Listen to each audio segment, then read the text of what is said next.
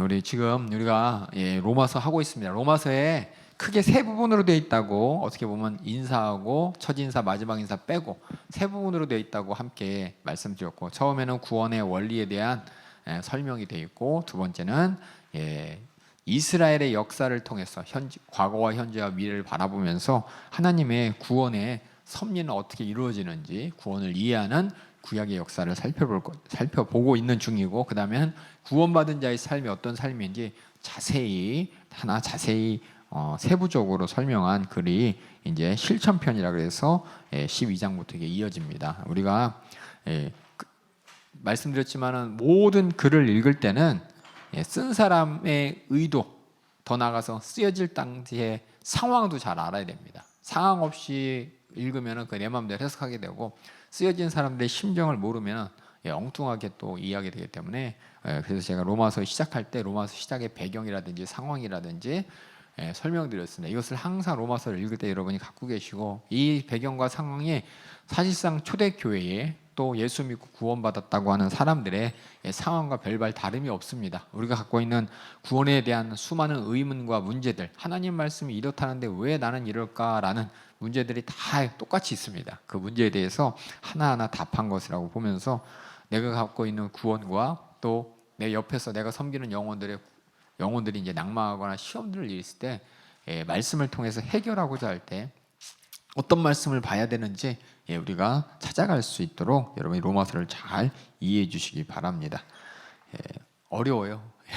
항상 말씀드리지만, 저도 처음 말씀드렸지만 200번 읽으면 다 이해된다더라 그랬는데 5번 읽다 포기해버렸는데, 이 글이라는 것이 그냥 우리가 설교도 그렇고 그냥 그때 들으면 좋고 안 들으면 좋지가 아니라, 상황 가운데 나의 상황하고 또 말씀을 하실 그 당시의 상황하고 만약 분리된다면은 자꾸 어떤 효과가 나타나냐면, 하나님 말씀과 상관없이 내 마음대로 해석해요. 내 마음대로 그냥 원하는 말씀, 구하라, 그래 구하자, 그 앞뒤 문맥도 없어요.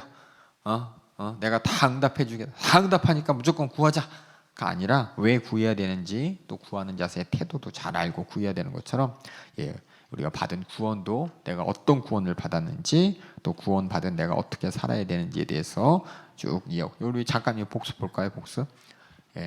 복습. 여기 보면 이제 여러 가지 질문이 있죠. 로마서에서 구원의 교리에서 첫 번째 질문이 어떤 상태에서 구원을 받았는가? 그럼 여러분의 머릿속에는 하나님의 진노의 대상인 우리가, 그렇죠? 하나님 앞에 불공경을 통해서 하나님이 내어버려뒀죠. 불의하도록 내버려둔. 그래서 결국은 우리가 분명히 하나님의 진노의 심판을 피할 수 없는 그런 상황 가운데 있었다. 하지만 하나님께서는 우리에게 믿음으로, 이 믿음이 뭐냐? 처음도 나중도 뭘 믿냐? 하나님과의 관계 가운데 내가 어느 상태에 있었는지를 알고, 또 하나님이 그 상태 가운데 뭘 주시려는지 알고. 그래서 어제 배웠죠. 우리가 믿음으로 할 때 믿음의 내용과 믿음의 원리, 구약에서 나타난 두 가지, 이스라엘 백성을 통해 두 가지. 하나는 약속이고요, 두 번째는 하나님의 긍휼하심. 하나님은 주권 아래서 우리를 긍휼하게 여기신 은혜입니다. 은혜. 그것을 내가 인정하는 것이 바로 내가 우리 믿음으로라는 거예요. 참 어려워요. 믿음으로 각자 제가 첫 시간에 얘기했지만, 각자가 생각하는 믿음이 다 틀려요. 다 틀려요. 나는 지구 동그랗다고 믿는데 이 정도면 믿는 거 아닌가? 라면서 믿음이란 단어에 다 틀려요. 믿음의 내용이. 근데 우리는 성경을 통해서 여기서 로마서에서 얘기하는 이 믿음이 뭐냐? 다른 말로 은혜로라는 말하고 똑같은 말이고, 그래서 우리의 구원은 믿음으로 은혜로 이루어지는데, 점점점 이제 말로 그냥 어떻게 수학공식으로 딱딱 떨어지는 게 아니라, 그러므로 말미암아 이걸 어떻게 인정하느냐? 구약의, 그렇죠? 이삭을 바라보면서, 첫 번째는 이삭, 그렇죠? 이스라엘 백성들의 구약을 살펴보면서 우리가 어떻게 구원을 원리가 이루어지는지, 두 번째는 야곱, 두 인물을 통해서 이게 약속의 씨가 바로 아브라함의 씨인 것처럼 우리가 하나님의 자녀된 건 약속이 있다고, 약속으로 말미암는다고 얘기했고, 또 하나님께서는 여기 EX 했죠. 토기장이 비유하면서 하나님은 주권을 가지고 강팍케 하고 긍휼케도 하시는데, 나는 어떤 사람이냐? 하나님 앞에 긍휼히 여김 받았다는 게, 하나님의 주권 앞에 왜 쟤는 강팍하게 해요? 라고 할 수 없는 하나님의 주권 앞에 우리가 은혜로 구원받았다는 걸 내가 인정하는, 그래서 약속을 가지고 있고 약속의 내용이 있어야 되는 것이고, 하나님이 나를 긍휼히 여기셨다는, 그래서 약속을 갖는 믿음과 긍휼히 여기셨다는 은혜가 항상 같이 가요. 이걸 뗄래야 뗄 수 없어요. 같이 이해하면서 우리가 그런 믿음으로 말미암아 하나님 나를 구원하셨다, 내가 의인으로 인정되었다 라는 것이 딱 이어진다면 우리는 하나님 앞에 그저 감사하고 찬양할 수밖에 없는 것입니다. 하박국 선지자의 그 하박국처럼, 그렇죠? 하나님께 막 따져가면서 공의의 하나님, 심판의 하나님이 왜 악을, 불의를 그냥 두십니까? 랄 때 하나님이 무서운 진노의 심판에 대해서 설명하실 때 나도 대상이다라는 걸 깨닫고, 그런데도 불구하고 나는 아브라함의 후손으로서의 약속을 갖고 있고 하나님의 말씀으로서 약속을 갖고 있어서 내가 그 수많은 진노 가운데 내가 은혜로 정말 내가 구원받을 것이라는 걸 알았을 때 무화과 나품이 마르고, 그렇죠? 현실의 문제가 아니라 내가 정말 하나님과 앞에서 내가 구원받은 대상이 됐다는 것 자체가 얼마나 다행인지 찬양으로 끝난 것처럼 그래서 오직 의인은 믿음으로 살리라라고 하면서 오직 믿음에 대해서 강조를 합니다. 참 믿음이란 영역이, 그렇죠? 사전적 의미가 아니라 성경을 통해서 우리가 발견해야 돼요. 복잡해요. 되게 어려워요. 하나님과의 관계 가운데 어떤 하나님인지를 알고 내가 어떤 존재인지를 알고 이런 하나님과 나의 관계가 어떻게 이루어지길 하나님이 원하시는지를 알고 그렇게 믿음을 가져야지 하나님도 모르고 나의 상태도 모르고 하나님이 원하는 믿음의 관계도 모르고 그냥 교회 다니는 게 믿음 아닌가? 성경 많이 읽으면 믿음 아닌가? 라고 하면 다 틀린다는 거예요. 그래서 시험 드는 것이고 하나님을 오해하는 것이고 또 하나님 말씀대로 산다고 하지만 하나님 말씀을 모르니까 이단한테 막 넘어가는 거예요. 우리가 이 하나님 말씀을 통해서 복합적으로 내가 받은 구원을 절대로 뺏기지 않길 주님의 이름으로 부탁드리겠습니다. 그렇게 이제 구원의 원리에 대해서 얘기한 다음에 갑자기 이제 어투가 변하죠. 내가 정말 바라는 게 있는데 내가 만약 지옥 가려면 지옥 가도 좋아, 주님과 끊어져도 좋아. 그래 내가 바라는 건 뭐냐? 우리 민족들, 내 민족에 관한 것을 때문에 내가 참 가슴 아프다. 그러면서 그럼에도 불구하고 그들의 과거를 바라보니까는 하나님의 믿음의 약속이 있고 그 다음에 현재를 바라볼 때 또 하나님의 뜻이 있고 저 미래를 바라볼 때 하나님의 뜻이 이거인 것 같다라고 이제 고백하는 장면이 우리가 오늘 함께할 이스라엘의 과거, 현재, 미래를 통해서 이스라엘의 구속의 역사 가운데 하나님께서는 무엇을 우리에게 말씀하시는지 그냥 말씀이야. 그게 우리의 구원하고 연결되어 있기 때문에 그래서 우리가 과거에 대해서 어제 말씀드렸고요. 오늘 현재 우리 보도록 하겠습니다. 우리 9장 30절부터 현재예요. 현재. 과거는 됐고. 자, 한번 우리 따라오고 계시죠? 제가 말 잘 못해요. 여러분이 잘 들어주셔서 감사합니다. 우리 9장 우리 30절부터 이스라엘의 현재, 그들이 그렇게 하나님의 약속을 가진 이스라엘의, 그렇죠? 이삭의 후손이고 야곱의 후손으로서 하나님께서는 그들에게 약속도 주시고 사랑으로 택해 주시고 정말 그들에게 믿음이 무엇인지를 그들의 역사 가운데 다 보여주셨는데도 불구하고 우리 9장 30절 읽어주세요. 그런즉 우리가 무슨 말하리요? 의를 좇지 아니한 이방인들이 의를 얻었으니 곧 믿음에서 난 의요. 이 믿음이 뭐냐면 예수 그리스도를 믿는 믿음이죠. 예수 그리스도를 통해서 우리가 하나님이 내게 주신 약속도 깨달았고 또 나에게 긍휼을 베푸신 그 긍휼의 큰 주권적 은혜의 섭리도 깨달았고 그래서 그 믿음으로 난 의요. 그 다음 읽어주세요. 의의 법을 쫓아간 이스라엘은 법에 이르지 못하였으니 의의 법이라고 율법을 얘기하는 겁니다. 율법을 쫓아간 그들이 율법대로 정말 그들이 하나님 앞에 의롭지 못했습니다. 32절 읽어주세요. 어찌 그러하뇨? 이는 저희가 믿음에 의지하지 않고 행위에 의지함이라. 율법을 통해서 하나님 말씀을 통해서 하나님은 분명히 하라 하지 마라 이것이 믿음의 조건이 아니에요. 구원의 조건이 아닙니다. 근데 그들은 구원의 조건이라고 착각한 거예요.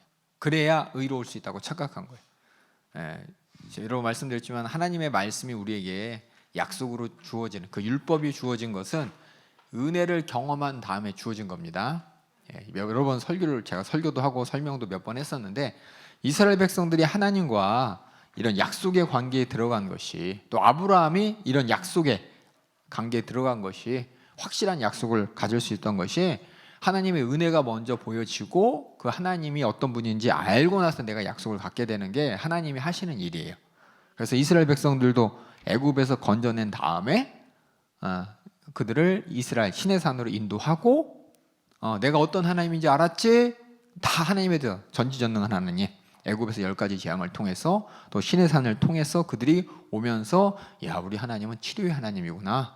야 여호와 라파 그래서 물 하면서 또 반석을 쳐서 또 물을 먹게 하시고 그러면서 하나님께서 그들을 책임져 주시는 것을 또 그들을 아브라함에게 주신 약속대로 그들을 구원하시는 걸 인식하고 알고 그 하나님은 은혜대로 우리를 약속대로 우리를 하나님의 그 약속하신 땅으로 데려가시려나 보다. 그리고 하나님을 이미 알게 하시고 그냥 갑자기 하나님이 나타나서 약속을 주는 게 아니라 충분히 경험을 시켜주고 그 다음에 신의 산에서 하나님 말씀을 가르쳐요. 너 이 하나님은 너희를 애굽에서 구원하고 은혜로 너희를 책임지는 하나님은 너희 하나님은 나는 너에게 이거 이렇게 살길 바래 라는 것이 그들에게 애굽에서 야 너 이렇게 하나님 말씀을 순종해야 너 애굽에서 빠져나올 수 있어 구원받을 수 있어 라고 얘기한 게 아니라 이미 은혜를 다 보여주고 나서 그 하나님이 어떤 하나님인지 알았지? 하나님은 너희들이 이렇게 하길 원해. 그래서 율법을 가르치고 제사를 가르쳐 주시고 그 다음에 이런 하나님의 백성이 될 거야 안 될 거야? 그리고 하나님이 약속을 물어보신 거예요. 그래서 이스라엘 백성들이 되겠습니다 라고 해서 그때부터 진짜 하나님의 백성이 된 것이고 율법을 통한 그들의 신앙생활을 시작하게 되는 것처럼 마찬가지로 맞아요. 우리도 제가 무슨 얘기하려고 그랬지? 이렇게 돼야 되는데 우리는 예수 믿고 예수 그리스도의 이름으로 나타나는 수많은 이적과 표적을 보고 그렇죠? 그 약속을 듣고 복음을 듣고 믿어서 이제 하나님의 자녀가 되었다면 그 다음부터 뭐냐? 하나님의 말씀을 이제 지켜가는 거죠. 그러니까 하나님의 말씀을 지키는 이것은 구원받은 자들이 하나님을 인정하고 하나님의 사랑함으로 하나님을 인정함으로 말씀을 지키는 거예요. 하나님과의 관계가 성립된 다음에 말씀을 지키는 것이 맞는데 이스라엘 백성들은 이걸 이제 거꾸로 자꾸 잊어버리는 거야. 자기네들이 은혜 받았어. 하나님의 백성으로서 감사로 율법을 지키고 감사로 은혜 받은 자의 상태에서 말씀을 지키고 또 그 안에서 죄를 찾고 제사를 지내고 이렇게 돼야 되는데 거꾸로 돼요. 거꾸로. 하나님이 말씀을 자기 마음대로 해석하죠.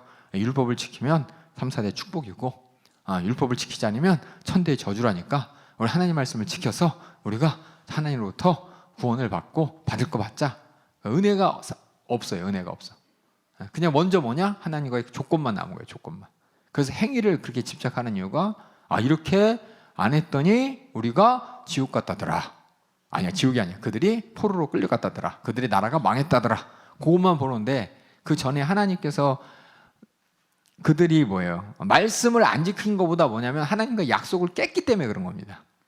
그러니까 그들이 바벨론 포로로 끌려가고 그들의 왕조가 다윗 왕조가 무너지고 망해서 그들이 다른 나라의 식민지가 된 것이 성경에서는 간단하게 그들이 말씀을 안 지켜서 율법을 지키지 않아서이다 라고 되어 있지만 실상은 뭐냐면 하나님과의 약속이 깨졌기 때문에 그래요. 하나님께서 약속을 하자 했을 때 그들이 네 하고 했는데 그들이 약속을 깬 게 중요한 거지 율법 하나하나가 뭐냐? 지키지 않았기 때문이다가 아니고 결국 뭐냐? 율법을 안 지킨 이유가 뭐냐? 하나님의 은혜를 모르고 망각했기 때문인 거였습니다. 그것처럼 은혜를 모르고 그냥 요것만 다뤄보는 거예요. 이것만. 그래서 그들이 무너지고 넘어졌다고 지금 바울이 설명하는 겁니다. 그래서 다시 한번 우리 30절부터 다시 한번 우리 읽어주세요. 그런즉 우리가 무슨 말하리요? 의를 좇지 아니한 이방인들이 의를 얻었으니 곧 믿음에서 난 의요. 이의 법을 좇아간 이스라엘은 법에 이르지 못하였으니 어찌 그러하뇨? 이는 저희가 믿음에 의지하지 않고 행위에 의지함이라. 믿음에 의지 않고 믿음에 아까 얘기했지만 하나님을 알고 나를 알고 하나님이 나에게 베풀어 주신 그 약속을 알고 은혜를 아는 게 믿음인데 그걸 무시하고 그냥 행위만 의지한 거야. 내가 이렇게 했으니까 하나님 나한테 축복해 주시겠지. 내가 왜 부자 된지 알아? 내가 하나님 말씀을 잘 지켜서 그런 거야 라면서 마치 하나님이 내 의의를 보고 나를 책임지는 것처럼 나의 행동을 보고 행위한 것처럼 그렇게 이스라엘 백성이 했기 때문에 지금 이렇게 하나님으로부터 그들이 이제 바벨론 포로로 끌려갔다 돌아왔고 지금도 예수 그리스도의 복음을 받아들이지 않는 강팍한 마음이 됐다는 것입니다. 그 다음에 또 읽어주세요. 부딪힐 돌에 부딪혔느니라. 기록된 바 보라 내가 부딪히는 돌과 거치는 반석을 시온에 두노니 저를 믿는 자는 부끄러움을 당치 아니하리라 함과 같으니라. 이렇게 이렇게 하나님의 구약의 말씀이 시온이라는 것이 이거 자체도 하나님의 섭리라는 거예요. 어떻게 보면 하나님께서 그들에게 부딪힐 수 있는 반석을 놓았다는데 그들이 거기에 부딪혔다는 거예요. 근데 그렇게 행위에 의지했다는 거죠. 행위에 의지하는 돌을 놨어요. 행위에 의지해서 그들이 결국 넘어져 버렸고 그래서 그들이 믿음의 백성이 되지 못했다는 것을 이 부딪힌 돌이 뭡니까? 그러면 행위에 의지하려는 생각이죠. 행위에 의지하려는 생각을 그들이 갖게 됐기 때문에 믿음으로 구원받지 못했다는 얘기를 지금 하고 있습니다. 그래서 10장 1절 또 읽어주세요. 형제들아 내 마음에 원하는 바와 하나님께 구하는 바는 이스라엘을 위함이니 곧 저희로 구원을 얻게 함이라. 내가 증거하노니 저희가 하나님께 열심히 있으나 지식을 좇은 것이 아니라 하나님의 의를 모르고 자기 의를 세우려고 힘써 하나님의 의를 복종치 아니하였느니라. 자기 의를 세우려고 행위에 의지해요. 제가 썼죠. 여기다가 자기 의를 세우려고 하나님의 의를 인정해야 되는데 자기 의를 이게 참 다 말씀드려요. 의는 뭐예요? 하나님의 공의입니다. 공의. 하나님 편에서는 공의, 우리 편에서는 뭐예요? 심판받아 마땅할 나의 모습을 발견하는 거예요. 근데 우리는 심판받아 마땅할 나의 모습을 발견한 게 아니라 심판받지 않는 내 모습을 막 하나님 앞에 들이대는 거예요. 그러니까 하나님께서 의의 말씀이 제대로 작동하지 않는 거죠. 하나님의 의로 우리가 하지만 하나님의 심판 앞에 내 모습을 발견하고 은혜를 구하고 약속을 붙잡아서 구원받은 것인데 자꾸만 하나님의 의가 인정 안 하고 내 의만 주장하는 거예요. 그러니까 뭐예요? 회개 안 하고 또 은혜도 구하지 않고 내가 했으니까 조건이 되고 그래서 이렇게 하나님의 의에 복종치 않았다라고 해서 믿음으로 말미암는 믿음을 요구하는 하나님의 의가 아니라 행위에 의지하는 내 의를 가지고 자기 의를 가지고 그래서 우리가 넘어졌다고 지금 설명하는 겁니다. 무슨 말씀인지 알겠죠? 의라는 것은 그러니까 여러분들이 어제 말씀드렸지만 하나님 편에서 의, 나에게 의를 잘 분별해야 돼요. 하나님도 의고 나도 의로워야 돼. 하나님은 내가 의롭기를 바라는구나. 맞아요. 근데 그 의가 어떤 의냐? 내가 참 하나님이 조건으로 내놓는 행위의 의가 아니라 하나님이 원하는 의는 하나님 앞에 내가 심판받아 마땅할 모습입니다라고 하나님의 의가 내 앞에서 내 모습을 고백하는 것이고 그래서 회개하고 하나님의 약속 붙잡고 은혜를 갈구하면서 죄사함 받는 그렇게 의롭게 되는 겁니다. 그걸 얘기하는 거예요. 어려워요, 어려워. 그렇죠? 그냥 읽어버리면 몰라요. 읽어버리면 몰라요. 그 제가 설명한 걸 잘해서 하나님과의 관계와 내 입장에서의 의가 어떤 건지 잘 알고. 그럼 결국은 이스라엘 백성들은 하나님의 의를 보여주시고 하나님의 의 앞에 네 의를 찾아라. 그게 뭐냐면 하나님 앞에 내 의를 드러내는 것은 나는 의로울 수 없고 하나님이 나를 의롭게 해야 됩니다라는 그걸 기대하는데 이스라엘 백성들은 진짜 자기가 하나님처럼 의로운 줄 착각하면서 내가 이렇게 의로운 조건을 다 충족했으니 하나님 나를 구원해 줘야 되는 거 아닙니까? 라면서 이런 모습이 망했다는 거예요. 망했다. 아까 얘기했지만 구약의 모든 말씀은 의는 없나지 하나도 없다고 했습니다. 그렇죠? 그것은 이제 하나님의 의를 통해서 내가 발견하고 나는 내가 의로운 게 아니라 하나님께서 은혜로서 나의 믿음을 보시고 구원해 주셔서 내가 의롭게 된다라는 것이 성경 전체에 내가 가져야 될 의인데 똑같이 하나님처럼 나도 의롭다는 이런 착각을 가지고 하나님께 나갔다는 거예요. 그 다음에 그게 뭐냐? 지금 현재 이스라엘의 모습이라는 거예요. 현재 이스라엘이 복음을 배척하고 예수를 배척하는 이유가 뭐냐면 예수님께서 오셔서 하신 말씀은 회개하라고 했어요. 회개하라고. 내가 왜 회개해? 이렇게 율법을 잘 지켰는데 그러면서 하나님이 말씀하신 의를 배척하는 거예요. 배척. 하나님이 요구하는 의를 배척했다. 그래서 이렇게 부딪혀서 넘어졌다. 행위에 의지했다. 하나님이 원하는 의가 아니라 하나님처럼 되겠다는 내 의. 그것이 바로 부딪히는 돌이 되었다라고 지금 현재의 이스라엘 목숨을 얘기하면 이게 뭐냐? 우리에게도 똑같은 거예요. 우리에게도 똑같이 교회 다니고 신앙생활하는 이 모든 것들이 구원의 조건이 아닙니다.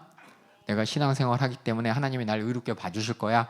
하나님이 보시는 의는 뭐냐면 하나님의 의 앞에 나는 정말 죄인이고 나는 하나님의 의 앞에 심판받아 마땅할 모습이지만 하나님께서 나에게 은혜로서 주신 약속을 가지고 그 약속을 믿기만 했더니 행위가 아니라 이 믿음을 보시고 나를 은혜로 구원하셨습니다 라는 그 모습이 하나님 앞에 의라는 거예요.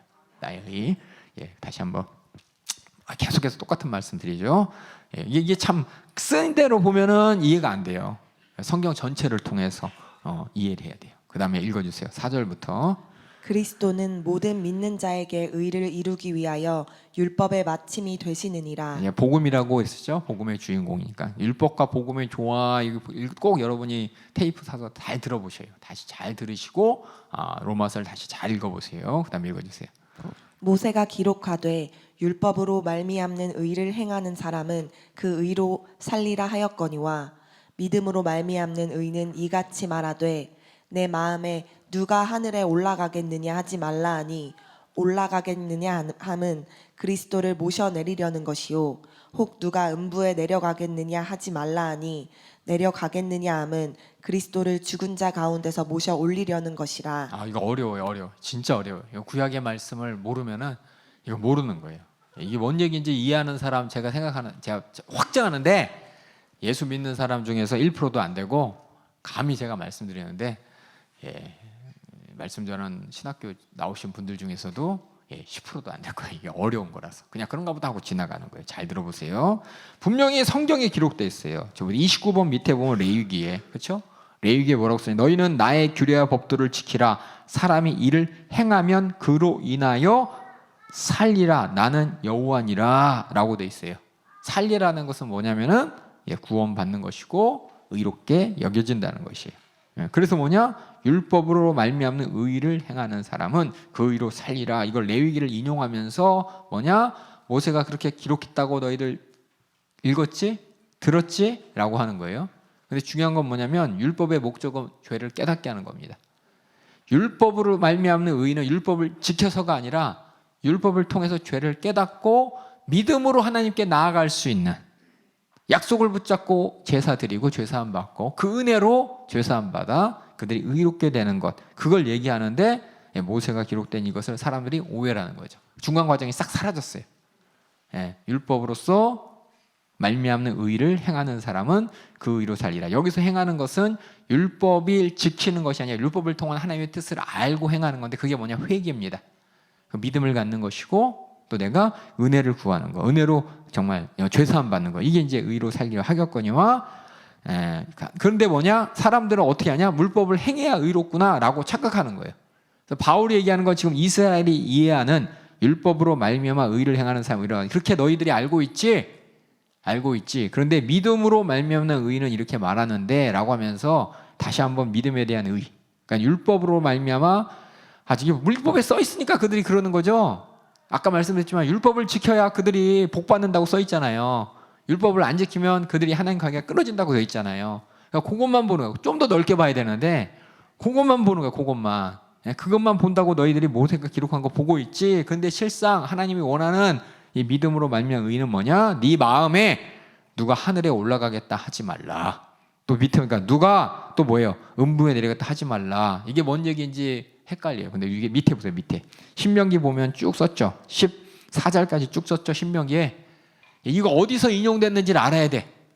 한번 우리 신명기 어려워요. 정말 어려워요. 근데 잠깐만 정신 바짝 차리고 이 의도를 봐야 돼. 의도. 이 말을 하는 의도가 뭔지 우리 신명기 30장 11절이 한번 읽어보세요. 내가 오늘날 내게 명한 이 명령은 내게 어려운 것도 아니요 먼 것도 아니라. 잘 들으세요. 신명기는 언제 쓰여진 거예요? 이걸 다 알아야 돼. 왜 인용한 것을 내가 썼냐면 그냥 하나님 말씀 옛날에 그랬나 보다가 아니라 신명기가 쓰여질 당시가 언제입니까? 이스라엘 백성들이 광야에서 40년 동안 뺑뺑이 돌면서 불순종한 세대는 다 죽었어요. 그렇죠? 하나님 말씀을 인정하는 신세대가 이제 새로운 땅에 들어가기 위해서 모압 평야에서 지금 대기하는 와중에 모세가 마지막 유언처럼 가르친 말이 신명기입니다. 근데 뭘 가르쳤냐? 신의 산에서 그들의 아버지들에게 얘기했던 율법을 다시 가르치고 제사를 다시 가르쳤어요. 그래서 신명기가 새로운 명령이 아니라 출애굽 당시 신의 산에서 하나님께 가르쳤던 그 율법을 새로운 세대에게 다시 가르쳐주는 게 신명기예요. 그래서 여러분이 성경을 보면 출애굽기하고 신명기하고 컨트롤 C, 컨트롤 V처럼 복붙이 막 나와요. 똑같은 말이, 똑같은 그게 나와. 그래서 뭐 똑같은 걸 왜 하나? 왜냐하면 듣는 대상이 틀려. 처음에는 출애굽한 1세대들이 들었고, 두 번째는 불순종한 그 신세대 1세대는 다 죽고, 2세대들이 이제 하나님 말씀에 따라 광야에서 하나님이 주신 만나 먹고 외출하게 먹고 전쟁에 싸워 이기고 물 먹고 구름 기둥 긴 건데 하나님이 정말 우리 다 처음부터 다 책임져 주는 걸 아는 2세대들이 이제 약속의 땅에 들어가기 전에 모세로부터 마지막 유언으로 다시 한번 전에 그들의 조상이 들었던 하나님 목소리를 듣는 게 신명기입니다. 이해하시겠죠? 그렇게 이해하시고 신명기 너희는 나의 내가 명령한 이 모든 것은 어려운 것도 아니고 먼 것도 아니고 2세대에 대해 이해한 겁니다. 그 다음에 읽어주세요. 하늘에 있는 것이 아니니 내가 이르기를 누가 우리를 위하여 하늘에 올라가서 그 명령을 우리에게로 가지고 와서 우리에게 들려 행하게 할고 할 것이 아니요. 또 계속 읽어주세요. 이것이 바다 밖에 있는 것이 아니니 내가 이르기를 누가 우리를 위하여 바다를 건너가서 그 명령을 우리에게로 가지고 와서 우리에게 들려 행하게 할고 할 것도 아니라 네, 읽어주세요. 오직 그 말씀이 내게 심히 가까워서 내 입에 있으며 내 마음에 있은즉 내가 이를 행할 수 있느니라. 예, 많은 사람들이 뭐냐 지금 어려워 그렇죠? 어려워요. 이게 뭐냐면 모세가 세세온 세대에게 다시 한번 말씀하는데 뭐냐? 너희들 율법을 통해서 의롭게 되려고 열심히 노력한다 이거예요. 열심히 노력하려고 하는 거에 대해서 잘 생각해봐. 어떻게 하늘로 올라가서 하나님 말씀이 어디서 왔어요? 하늘로 왔죠. 그러니까 뭐냐? 하나님 앞에 가서 율법은 뭐예요? 제한돼 있잖아요. 그렇죠? 제가 말씀드렸지만은 율법 10계명은 10개고 율법을 통해서 하라 하지 마라 그 계명이 365개 더하기 248개. 하지 마라가 365개, 하라가 248개. 합쳐서 631개를 다 나열하면 종목을 잡으면 그래요. 근데 사람들이 631개 외에 다른 것도 있을 거 아니에요. 제가 여러 번 말씀드렸죠. 그 당시에 율법이 요구해서 하라 하지 마라고 지금 우리가 살고 있는 시대에 하라 하지 마라가 없는 게 많잖아요. 스마트폰 보지 마라부터 시작해갖고 사기치지 마라 이런 거 많이 없잖아요. 그런 것처럼 하나님 뜻을 다 알고 싶은 거야. 왜? 하나님 뜻을 다 행하면 어떻게 돼요? 의로울 수 있다고 성경에 써 있으니까. 그렇죠? 율법을 다 지키면 네가 의롭다고 할 수 있잖아요. 근데 우리 율법을 다 모르잖아요. 근데 그 말씀을 듣고 하나님은 율법을 다 지키면 내가 의로울 수 있다 이 말을 듣고 나는 그 율법을 다 지키려고 하는데 율법이 모자라. 그래서 내가 하나님한테 가서 더 알려주세요. 이제 하늘에 가서 더 많이 알려고 하고 여기 보면 뭐라고 나와 있냐면은 음부라고 돼 있죠. 근데 저희 신명기엔 뭐라고 돼 있어요? 바다밖이라고 돼 있죠. 옛날에는 사람들이 이미지가 뭐냐면 지구 평평선이잖아요. 그렇죠? 동그란 거 모르잖아요. 그렇죠? 바다로 쭉 가다 보면은 배가 어떻게 돼요? 배가 점점 안 보이잖아요. 그러니까 사람들 생각이 옛날에 세계관은 바다 밖에 가면 뭐가 있냐? 절벽이 있고 거긴 뭐가 있냐? 음부가 있다는 거야. 다시 말해서 하나님이 있는 곳이 아닌 지옥이 있다고 생각한 거예요.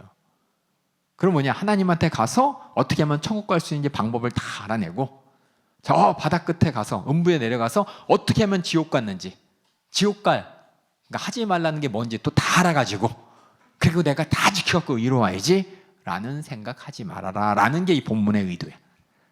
왜? 우리 율법을 다 지킬 수가 없어요.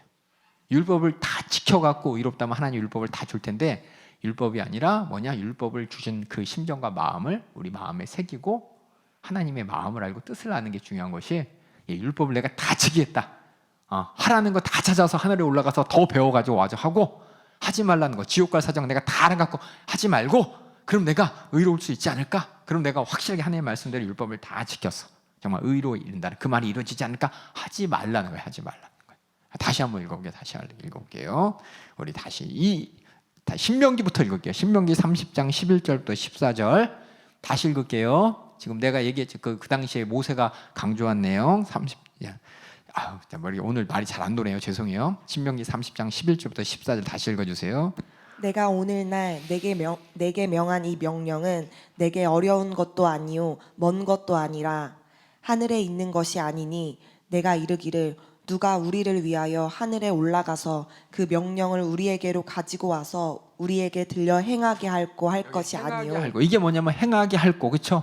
뭐냐면 행해서 의롭게 하려고 너희들이 생각한다 이거예요. 그 다음 읽어주세요. 이것이 바다 밖에 있는 것이 아니니 내가 이르기를 누가 우리를 위하여 바다를 건너가서 그 명령을 우리에게로 가지고 와서 우리에게 들려 행하게 할고 할 것도 아니라. 그렇게 여기 바다 밖인데 저 위에는 음부라고 써 있죠? 아까 제가 말씀하신 대로 지옥 바다 밖이 지옥이라고 생각한 거예요. 할고 그다음에 34절 읽어주세요. 오직 그 말씀이 내게 심히 가까워서 내 입에 있으며 내 마음에 있은즉 내가 이를 행할 수 있느니라. 그러니까 행해서 이 말씀이 이루어지는 것이 아니라 내 마음에서 하나님을 마음을 알고 뜻을 알고 그게 이제 믿음이라는 거예요. 그럼 하나님 말씀을 통해서 내게 그 말씀을 주신 의도와 목적을 아는 게 믿음인데 율법을 주신 의도와 목적이 뭐냐?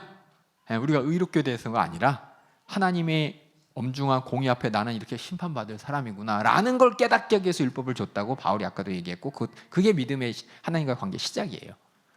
율법을 통해서 하나님 말씀을 통해서 내가 행해서 의로워지는 안 된다는 거예요. 뭐냐? 아, 나는 이렇게 심판받아야 되는구나. 무서운 진노의 심판의 대상이라는 것을 내가 아는 게 뭐냐? 믿음의 시작인 것이고, 거기서 이 죄를 해결해 주시겠다고, 이 죄의 문제를 내가 책임져 주겠다는 하나님의 은혜의 약속을 붙잡는 것, 그것을 믿음으로 내가 구원받는 것이 뭐냐? 바로 하나님의 뜻이라는 겁니다. 이게 어려워요. 바다방 얘기 나오고 하늘 얘기 나오고, 이게 뭔 얘기야 도대체? 신명기를 보게 되면은 모세가 이렇게 강조한 겁니다. 그래서 다시 한번 본문으로 가서 우리 4절부터 한번 다시 읽어볼게요. 4절부터. 그리스도는 모든 믿는 자에게 의를 이루기 위하여 율법의 마침이 되시니라. 율법이 모든 믿는 자에게 의를 위한 거. 의를 위한 게 뭐예요? 율법의 기능이 완전히 이루어진 겁니다. 율법의 기능은 죄를 찾아서 우리가 하나님 앞에 어떤 모습인 거? 심판받아야 될 모습인 걸 내가 발견하는 게 의를 이루는 거예요. 그 다음에 5절 읽어주세요. 모세가 기록하되 율법으로 말미암는 의를 행하는 사람은 그 의로 살리라 하였거니와. 이 말을 듣고 많은 사람들이 행해서 의로워야지 라고 하는데, 라고 하면서 하는데, 실질적으로 하나님이 요구하는 6절 믿음으로 말미암는 의는 뭐냐? 읽어주세요. 믿음으로 말미암는 의는 이같이 말하되 내 마음에 누가 하늘에 올라가겠느냐 하지 말라 하니. 말씀을 다 알아서 지켜야지 그런 생각하지 말라는 겁니다. 그 다음 읽어주세요. 올라가겠느냐 함은 그리스도를 모셔 내리려는 것이요. 그게 뭐냐? 가서 도대체 어떻게 해야지 하나님의 뜻대로 하는 거야? 그게 뭐냐? 바로 그리스도를 모셔 내리는 것. 다시 말해서 예수님이 이 땅에 오신 이유와 목적이라는 겁니다. 그래서 뭐냐? 예수님이 하나님의 아들이죠. 예수님이 우리 모든 성도들의 본이죠. 그러니까 우리가 하늘에 올라가서 어떻게 해야 내가 모든 하나님의 말씀대로 다 지킬 수 있습니까? 라고 하지 말고 뭐냐? 예수님이 이 땅에 오셨다는 거예요. 그래서 예수님을 바라보면 뭐냐? 예수님처럼 살면 돼요. 무슨 말씀인지 알겠어요? 어떻게 해야 하나님 앞에 내가 의로울 수 있습니까? 우리는 할 수 없지만 그렇게 하는 것이고, 그것 때문에 예수님이 내려왔다는 거예요. 예수님을 통해서 뭐냐? 예수님처럼 사는 게, 생각하고 말하는 게 뭐냐? 진짜 우리가 하나님이 원하는, 하나님께서 볼 때 의롭다고 할 수 있는 삶이라는 겁니다. 어려워. 그 다음 읽어주세요. 혹 누가 음부에 내려가겠느냐 하지 말라 하니 내려가겠느냐 함은 그리스도를 죽은 자 가운데서 모셔 올리려는 것이라. 음부에 가는 게 지옥 갈 죄죠? 이거 하지 말라, 그거 하지 말아라. 그렇게 그 하지 말라는 그 모습이 뭐냐? 그 하지 말라 하는 그 모습이 뭐냐? 다시 말해서 하늘을 바라보면 뭐예요? 내가 의롭게 살아야 될 모습. 지옥을 바라보면 내가 하지 말아야 될 거 했던 사람들의 모습이죠. 봐봐. 그럼 뭐야? 다시 음부에 내려가겠다 하지 말라. 내려가겠다 하면 그리스도를 죽은 자 가운데서 모셔 올리는 것이라. 다시 말해서 그리스도를 죽음과 고난과 죽음이 뭐예요? 우리 죄 때문이잖아요. 다시 말해서 예수님의 공생애는 뭐냐? 우리가 살아야 될 모습인 것이고, 예수님의 죽음, 고난과 죽음은 뭐냐? 우리의 죄 때문이잖아요. 그러니까 죄에 대해서 네가 알고 싶냐? 그래서 네가 지옥 가서 죄가 뭔지 알고 싶냐? 예수님의 고난과 죽음과 부활을 바라보는 것이고, 또 네가 천국에 가서 정말 하나님이 보시기에 심히 의로운 모습을 살고 싶냐? 그러면은 예수님의 공생애를 바라보라는. 이게 이게 어려워요. 의도가 그거예요. 의도가. 그래서 제가 가로에 썼죠. 여기다. 그러니까 참 어려워. 오늘 제가 참 죄송해요. 말이 잘 안 떨어지는데, 보면 모든 하나님의 말씀을 잘 지켜서 의로울 수 있다고 모세가 얘기했다. 근데 그 의도가 뭐냐? 그렇다고 너희들이 하늘에 올라가서 그럼 내가 어떻게 해야지 하나님의 말씀을 잘 지켜가지고 하나님 앞에 의로운 모습을 살 수 있냐? 하지 말아라. 그러므로 말미암아 예수님께서 이 땅에 오신 것이고, 네가 바다밖 저기 음부에 가가지고 어떻게 했길래 내가 어떻게 하지 말아야지? 어떻게 하면 지옥에 가는 문제인지, 어떻게 하면 지옥 갈 그러니까 죄값의 심판을 받는 모습인지 네가 알려고도 하지 말라.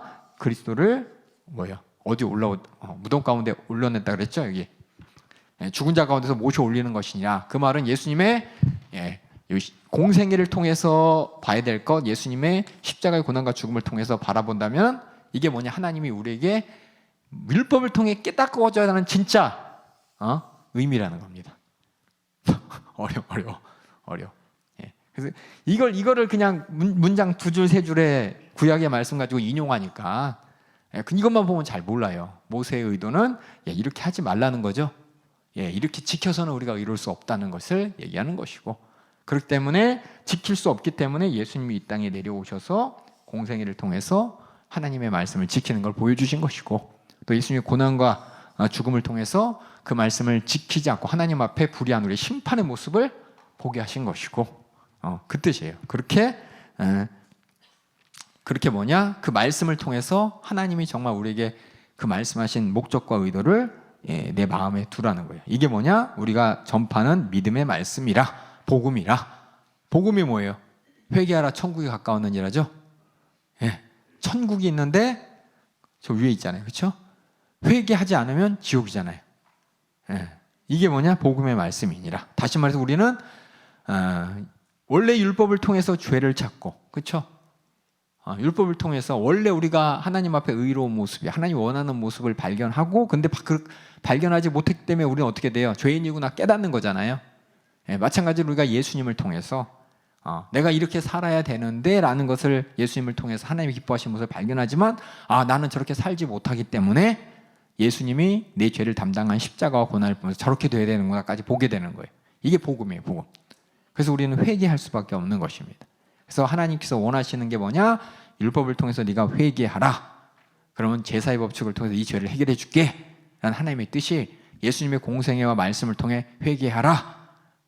그렇게 한다면은 어떻게 돼요? 그렇게 회개하면 예수님의 십자가의 고난, 대속의 은혜로 너 죄 사해 줄게 라는 이 복음이 바로 우리가 원래 하나님께서 율법을 통해서 깨닫게 하시고자 하는 하나님의 의였다는 겁니다. 어려워. 어려워요. 이거 참 어려워. 이걸 제대로 이해를 안 하고 이거 읽으면은 그냥 쑥 지나가는데, 제대로 한번 읽으면, 그래서 그게 바로 우리의 복음이라. 그래서 그걸 알고 9절 읽어주세요. 내가 만일 내 입으로 예수를 주로 시인하며 또 하나님께서 그를 죽은 자 가운데서 살리신 것을 내 마음에 믿으면 구원을 얻으리니. 하나님께서 그를 죽은 자 가운데 살리신, 그게 뭐냐? 우리의 대속이, 우리 죄가 완전히 어떻게 돼요? 값을 치러졌다는 것이죠. 그런 죄사함의 약속을 네가 믿으면 구원을 얻으리니 라고 하는 걸 말로써 이 뜻이 그냥 죽은 자 가운데 살았구나, 그런 약속, 그걸 통해서 내게 주신 약속이 뭐예요? 죄사함의 약속이기 때문에, 하나님의 은혜로 주어진 약속이기 때문에 그걸 인정하면, 그렇기 때문에 예수님을 내가 주요라고, 나의 구주요 하나님의 아들이요 주요라고 인정하면 구원을 얻으리니. 10절. 사람이 마음으로 믿어 의에 이르고 입으로 시인하여 구원에 이르느니라. 마음으로 믿었고 또 고백을 해야 돼요. 믿음이 고백으로 나왔을 때 구원에 이른다라는 말인데, 어려워요. 그렇죠? 대부분 이걸 많이 외워요. 뭐라고? 사람이 마음으로 믿어 의에 이르고 입으로 시인했고, 나 예수님 믿어. 그럼 의에 이르구나. 입으로 시인했으니까 구원에 이르구나. 아니에요. 이 믿음이라는 게 엄청난 내용이에요. 하나님을 알고 나를 알고 나를 향한 하나님의 약속을 알고, 그 약속이 은혜라는 걸 알고, 그래서 나는 하나님 앞에 감사할 수밖에 없는, 은혜의 종이 될 수밖에 없는, 그래서 예수를 주라고 부를 수밖에 없는 그런 모든 사정이 나 인격 가운데 고백으로 나올 때 구원이 얻어지는 겁니다. 단순한, 그러니까 여기서 얘기하는 우리가 믿음이라는 게, 그렇죠? 맨 처음에 로마서의 시작이 오직 의인은 믿음으로 말미암아 살리라. 믿는데 이 믿음이라는 게 얼마나 이게 이 스펙타클하고 이 사이즈가 크고 알아야 될 게 많은지, 이걸 모르고 우리는 대부분 그냥 신앙생활 잘한다고 생각해. 나 믿음 생활해, 신앙생활해. 근데 그 믿음이 없다면 우리의 신앙생활이 고백이 아니라 자꾸만 뭐냐? 나 믿음 생활했는데, 예배 드렸는데, 예물 드렸는데, 이 사람 똑같이 행위와 율법에 의지하는 유대인하고 똑같다는 거야. 똑같다. 이러지 말라고 지금 로마서를 통해서 계속 우리의, 그래서 뭐냐? 기독교의 믿음과 다른 종교들의 믿음이 차원이 틀리는 거예요. 똑같이 믿음을 얘기하고 똑같이 신앙이라는 걸 얘기하지만 차원이 틀리는 거예요. 차원이. 내 안에서 나 이렇게 믿었어가 나오느냐, 아니면 하나님이 주신 믿음, 하나님이 나를 이렇게 구원하셨구나 라는 걸 이해하고 고백하느냐는 하늘과 땅 차이고. 그래서 우리 연세중학교는 계속 회개하라. 왜 회개를 강조하느냐? 이게 하나님께서 우리에게 믿음을 주고 믿음 받은 자의 고백이 회개부터 시작되기 때문에. 근데 이거 없이, 회개 없이 우리 믿음 생활해요. 근데 회개가 없어요. 예수님의 공생에는 있지만 이 십자가의 대속의 은혜가 없어요. 그러면 아무것도 아니라니까. 죄사, 아까 믿음은 약속이라 그랬죠? 그 약속이 어떤 약속이냐? 은혜, 내가 할 수 없는 걸 해주신 약속. 내가 할 수 없는 걸 해주신 게 뭐냐? 예수님이 나의 죄를 대속하셨다는 게, 이게 정말 할 수 없는 걸 해주신 거예요. 그래서 은혜인 것이고, 이 약속을 붙잡는 게 믿음인데, 대속이 없이, 약속도 없이 나 믿어라고 하면 그건 다 가짜 믿음인 것이죠. 그래서 그 약속 가운데 그 믿음이 있다면 마땅히 우리의 신앙생활은 감사의 고백이 신앙생활이기 때문에 담임 목사님이 항상 그렇죠? 우리 충성할 때도 감사로, 전도도 감사로, 찬양도 감사로, 예배도 감사로, 기도는 하나님의 뜻대로 회개하면서 회개 강조하는 이유가 회개가 없다면 우리는 하나님과의 관계 약속이 그거예요. 약속이 죄 사해 주신다는 약속, 그걸로 말미암아 나를 의롭게 만들 수 있는 약속, 그게 믿음이기 때문에 이거 없이 다른 거 얘기하면은 진짜 기독교의 다시 말해서 예수님을 믿는 복음의 정체성이 사라져 버리는 겁니다. 마가복음 얘기할 때도 계속 예수님이 이 땅에 왜 오셨냐? 예수님이 이 땅에서 하신 일이 무엇이냐? 계속 그거 찾아가면서 예수님이 하신 말씀 가운데 예수님이 나는 그리스도고 하나님의 아들, 그 뜻이 뭐냐? 그걸 통해서 우리에게 주신 어떤 약속이 이루어졌냐? 그걸 발견하는 게 이제 마가복음인 것이고, 그 복음을 가졌다면 이 얘기가 이제 이해가 되는 거죠. 그다음 또 읽어주세요. 우리의 복음이라 내 마음으로. 11절부터 읽어주세요. 성경에 이르되 누구든지 저를 믿는 자는 부끄러움을 당하지 아니하리라 하니 유대인이나 헬라인이나 차별이 없음이라. 차별이 없는데 근데 유대인은 안 믿고 있죠. 많은 유대인이 안 믿고 거의 이제 이방인들이 많이 받았기 때문이라는 겁니다. 그다음 읽어주세요. 한 주께서 모든 사람의 주가 되사 저를 부르는 모든 사람에게 부요하시도다. 누구든지 주의 이름을 부르는 자는 구원을 얻으리라. 그 이름을 부르는데 그냥 주여 하고 부르는 게 아닙니다. 요 믿음의 관계를 다 알고 주여 하고 부르는 거예요. 믿음 가운데 불러야지 그냥 주의 이름을 부른다고 다 구원 얻으니까 자 불러 주여 이게 아니에요. 오직 믿음으로 주의 이름을 부를 수 있는 자가 구원을 얻습니다. 그다음에 그런데 14절 읽어주세요. 그런즉 저희가 믿지 아니하는 이를 어찌 부르리요? 듣지도 못한 이를 어찌 믿으리요? 전파하는 자가 없이 어찌 들으리요? 보내심을 받지 아니하였으면 어찌 전파하리요? 기록된 바 아름답도다 좋은 소식을 전하는 자들의 발이여 함과 같으니라. 그러나 저희가 다 복음을 순종치 아니하였도다. 이사야가 가로되 주여 우리의 전하는 바를 누가 믿었나이까 하였으니 그러므로 믿음은 들음에서 나며 들음은 그리스도의 말씀으로 말미암았느니라. 그러나 내가 말하노니 저희가 듣지 아니하였느뇨? 그렇지 아니하다. 그 소리가 온 땅에 퍼졌고 그 말씀이 땅끝까지 이르렀도다 하였느니라.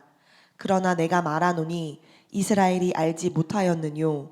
먼저 모세가 이르되 내가 백성 아닌 자로서 너희를 시기나게 하며 미련한 백성으로서 너희를 노엽게 하리라 하였고, 또한 이사야가 매우 담대하여 이르되 내가 구하지 아니하는 자들에게 찾은 바 되고 내게 문의하지 아니하는 자들에게 나타났노라 하였고, 이스라엘에 대하여 가라사대 순종치 아니하고 거스려 말하는 백성에게 내가 종일 내 손을 벌렸노라 하셨느니라. 이렇게 구원의 믿음을, 믿음의 복음을, 구원의 복음을 분명히 전해줬다는 거예요. 근데 그들이 안 믿었다는 거예요. 전해줬는데도 불구하고 믿지 않은 것. 이게 뭐냐? 이스라엘의 과거의 역사를 바라봤을 때 그들이 그랬다는 겁니다. 항상. 그게 뭐냐? 사실이 아니라 그래서 속상한 거예요. 그래서 바울이 속상한 거예요. 바울이 그렇게 전해줬는데도 믿지 않는 걸 보면서 답답한 거예요. 다시 한번 14절부터 제가 읽을게요. 그런즉 저희가 믿지 아니하면 어찌 부르리요? 진짜 믿었기 때문에 부르는데 듣지 못한 일을 어찌 믿으리요? 전파하는 자가 어찌 들으리요? 보내심을 받지 아니면 어찌 전파하리요? 그렇게 기록된 대로 참 그렇게 아름다운 복음의 소식을 전했는데도 불구하고 저들이 복음에 순종치 아니하였다. 그 말은 뭐냐? 과거의 이스라엘의 모습들, 결국은 그 말씀이 그대로 이사야가 얘기했습니다. 주여 우리의 전한 바를 누가 믿었나이까? 이 말은 뭐냐? 믿지 않았기 때문에 이사야가 답답해하는 겁니다. 그래서 믿음은 들음에서 나고 들음은 믿음으로 말미암는 그리스도의 말씀으로 말미암느니라. 그리스도의 말씀을 제대로 들어야죠. 그러나 내가 말하니 저희가 듣지 아니하였네. 들었는데도 저들이 믿지 않는다는 거예요. 다시 말해서 이 믿음이라는 것은 들려졌어도 내가 그것에 반응하느냐 안 하냐. 순전히 뭐냐? 하나님이 우리를 만드신 게 인격적으로 만드셨습니다. 내가 반응하냐 안 하냐가 거기에 달린 거지. 하나님은 이미 충분히 다 전하셨고 말씀하셨다는 겁니다. 그래서 하나님은 구원을 받지 못하는 거 우리는 다 하나님 탓으로 돌려오리라. 하나님의 주권적인 은혜라는 것을 오해해가지고 주권을 오해해가지고 다 하나님의 탓으로 돌리잖아요. 하나님 그냥 얘기했잖아요. 세종대왕 왜 지옥 갔냐고. 하나님이 그냥 다 천국 가게 하면 얼마나 좋냐고. 왜 복음을 전하는데 누군 듣지 못하고 그냥 다 담임 목사님 말씀대로 천사들을 통해서 그냥 한 번에 싹 다 그냥 꿈에 나타나게 해가지고 다 예수 믿게 만들면 되지 왜 그러냐고. 이거는 뭐냐면은 하나님과 인격적인 관계 가운데 하나님은 우리를 억압하고 억지로 하는 분이 아니라 우리에게 자유의지를 주셨고 또 우리가 스스로 하나님 앞에 나아가는 것이 하나님 앞에 기쁨이 되는 것이고 그것이 진짜 하나님이 원하는 바기 때문에 그렇습니다. 억지로 우리 인간들이 로봇처럼 치면 이렇게 종치는 이런 무인격적인 존재가 아니라 하나님의 말씀을 듣고 그 심정을 알고 깨닫고 돌아와서 그래야지 뭐냐 하나님이 말씀하지 않은 것까지도 할 수 있는 겁니다. 예. 군대에서 그렇죠? 예. 군대에서 하라 하지 마라 열심히 해요. 그렇죠? 착착착. 근데 상황이 바뀌어서 어떻게 되느냐? 그때는 뭐냐? 하라 하지 마라의 그 목록이 없으면은 뭘 할지 몰라서 우왕좌왕합니다. 근데 뭘 해야 되는지 아는 지휘관이 있으면 지휘장이 이렇게 인도하겠죠. 또 개별적으로도 그렇게 움직이겠죠. 마찬가지로 우리가 하나님께서 원하는 건 그래서 해요 하지 말아요. 그걸 물어보는 걸 원하는 게 아니라 믿음으로 구원받았다면 하나님께서 기뻐한 뜻이 무엇인지 알고 스스로 그 지혜 가운데 하나님을 이렇게 나아가는 걸 원하십니다. 우리 연세중학교 제가 참 아쉬운 게 뭐냐면 뭔 일 있으면 그래서 해요 말아요 이게 물어봐요. 해요 말아요 하라니까 왜 해야 되는지도 모르고 해요. 우리는 그 차원을 뛰어넘어서서 왜 해야 되는지를 알고 또 왜 하지 말아야 되는지를 알고 그래서 때로는 뭐냐 하지 말아야 되는데 해야 될 때가 있어요. 또 해야 되는데 하지 말아야 될 때가 있고 그런 걸 잘 분별해야 되는데 이런 거 분별하지 못하고 그렇죠? 분별하지 못하면 결국 뭐냐 시험 뵙게 되지 않습니다. 마음으로 하나님을 믿어야 되는데 글로만 자꾸 해 하지 마라 결국 어디로 갑니까? 분명히 은혜 가운데 하나님을 기쁘시게 하는 신앙생활을 해야 되는데 이 은혜가 자꾸 뭐냐 해 하지 마라 요걸로만 따져. 그래서 해요 말아요 해요 말아요 이렇게 가면은 이제 결국 행위로 내가 구원받는다는 착각에 빠지고 행위로 내가 인정받는 착각에 빠진다는 것입니다. 우리의 믿음은 행위로서 믿음이 만들어지는 게 아니라 믿음을 통해 행위가 나타나는 겁니다. 그래서 그렇게 그리스도의 복음을 이렇게 전해도 듣지 않는다는 거예요. 이스라엘 백성들은 머릿속에 뭐냐? 자꾸 뭐만 갖고 있어요. 뭐만. 거꾸로 갖고 있죠? 행해야지. 분명히 이 앞에 하나님 말씀을 네가 다 깨닫고 지켜서 의롭게 심냐? 그래서 네가 저기 하늘로 올라가고 저 지옥에 가가지고 음부에 가서 다 그 말씀을 알아가지고 지키고 싶냐? 그렇게 하지 마. 하지 마. 예수님께서 이 땅에 오셨고 예수님께서 십자가 달려 죽으셨잖아. 그거 보라 마요. 그거 보라. 그거 보면은 하나님께서 너에게 뭘 요구하는지 알 수 있잖아.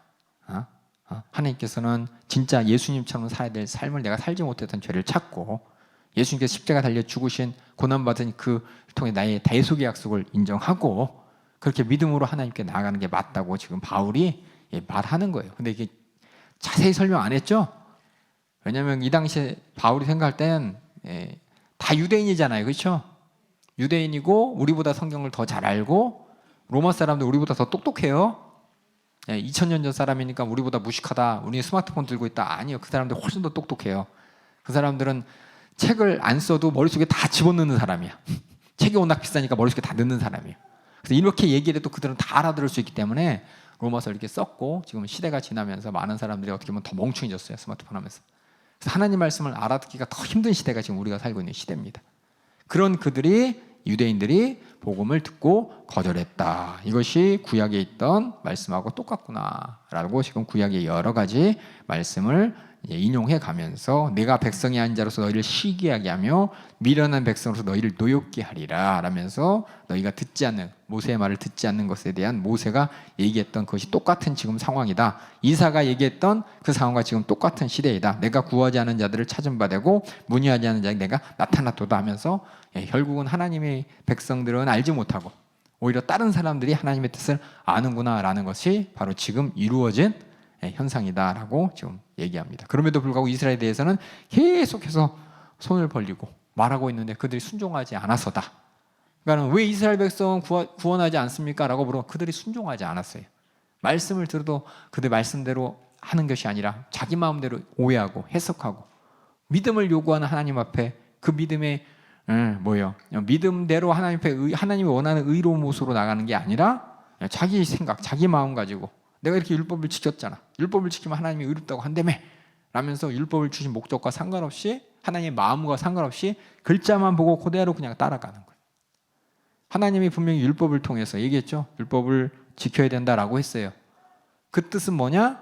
율법을 통해서 네가 지키지 못하는 죄를 찾아라라는 속마음이에요. 하나님의 속마음. 예? 근데 우리는 속마음을 보는 게 아니라 율법을 통해 지킨다니까 율법을 다 지켜갖고 내가 의롭게 하려고 막 노력을 하는데 절대 그럴 수 없다는 게 하나님께서 율법을 주신 목적인 것이고, 만약에 율법을 다 지킬 수 있다면 제사의 법칙을 안 주셨겠죠.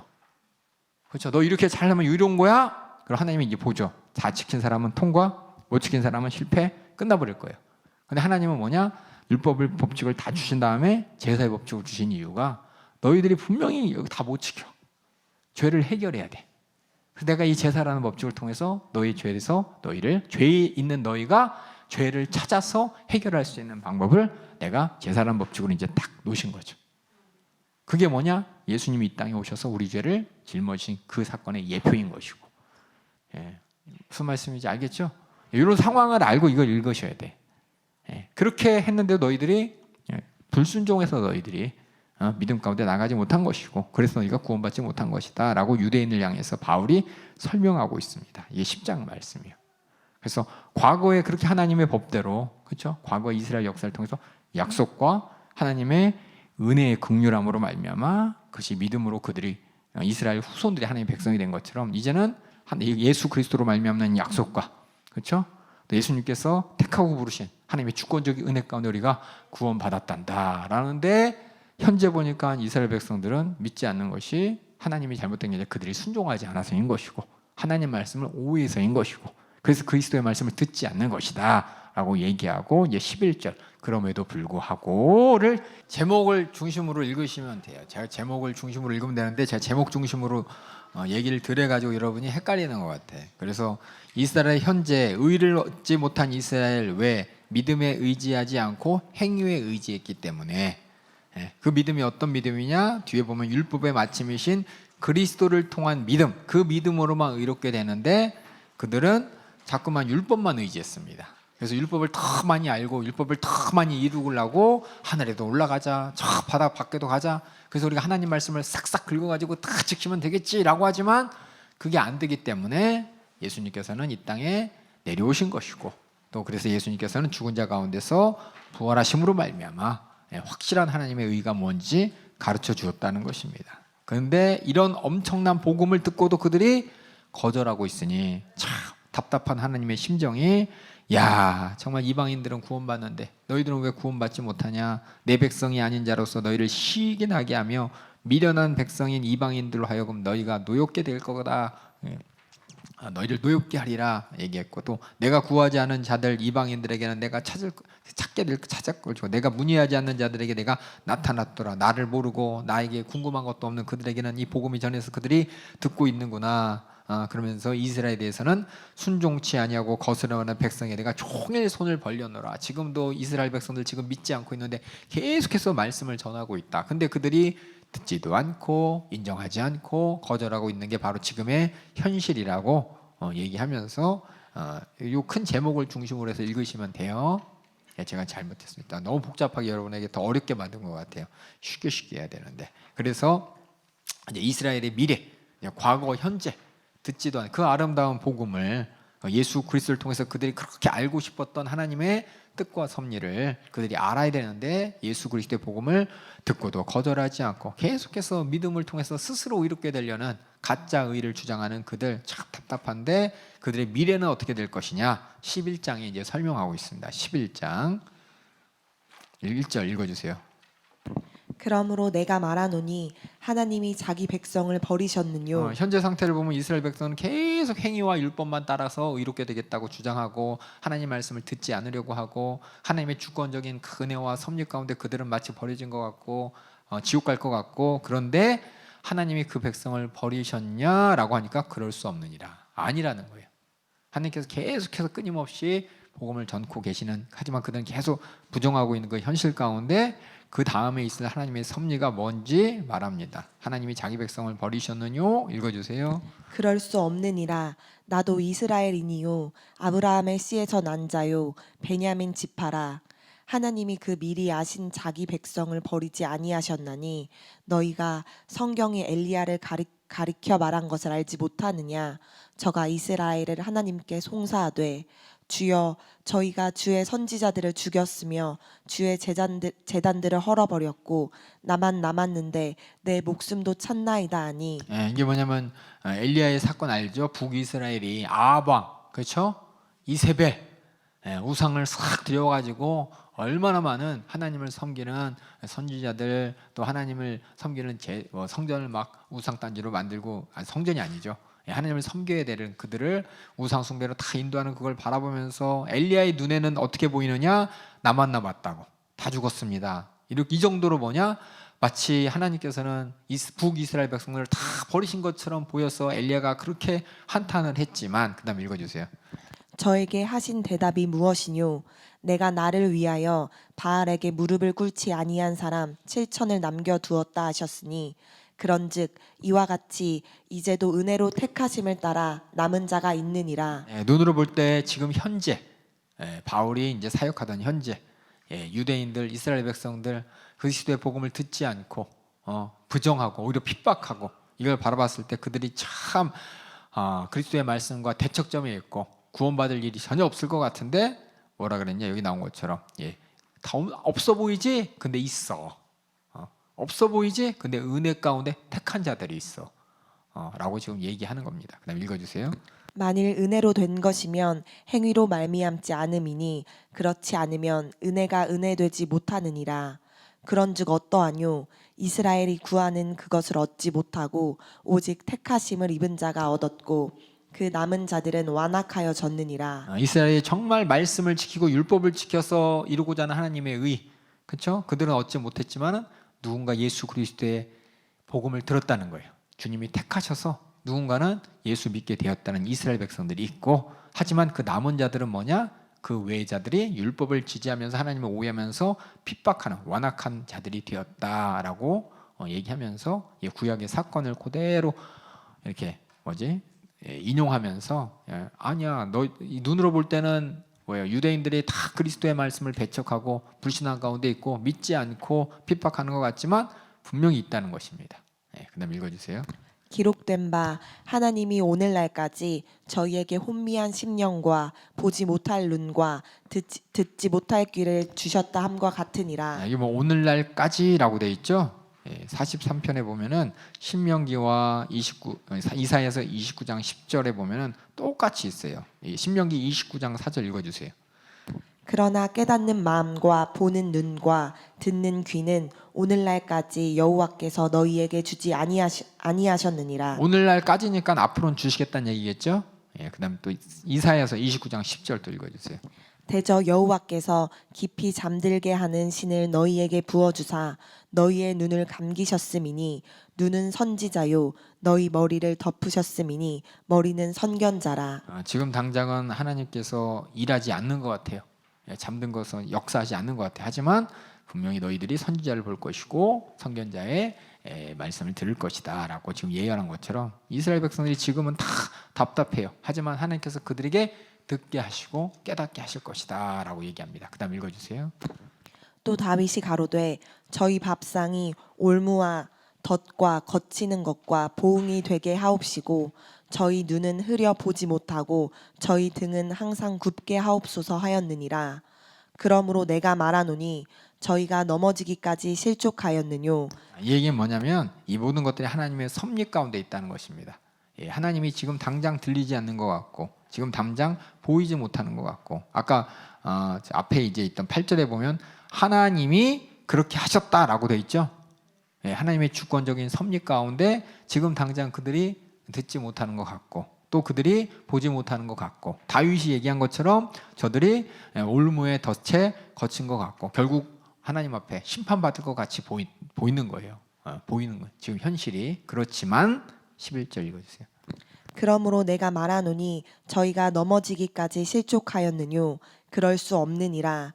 저희의 넘어짐으로 구원이 이방인에게 이르러 이스라엘로 시기나게 함이니라.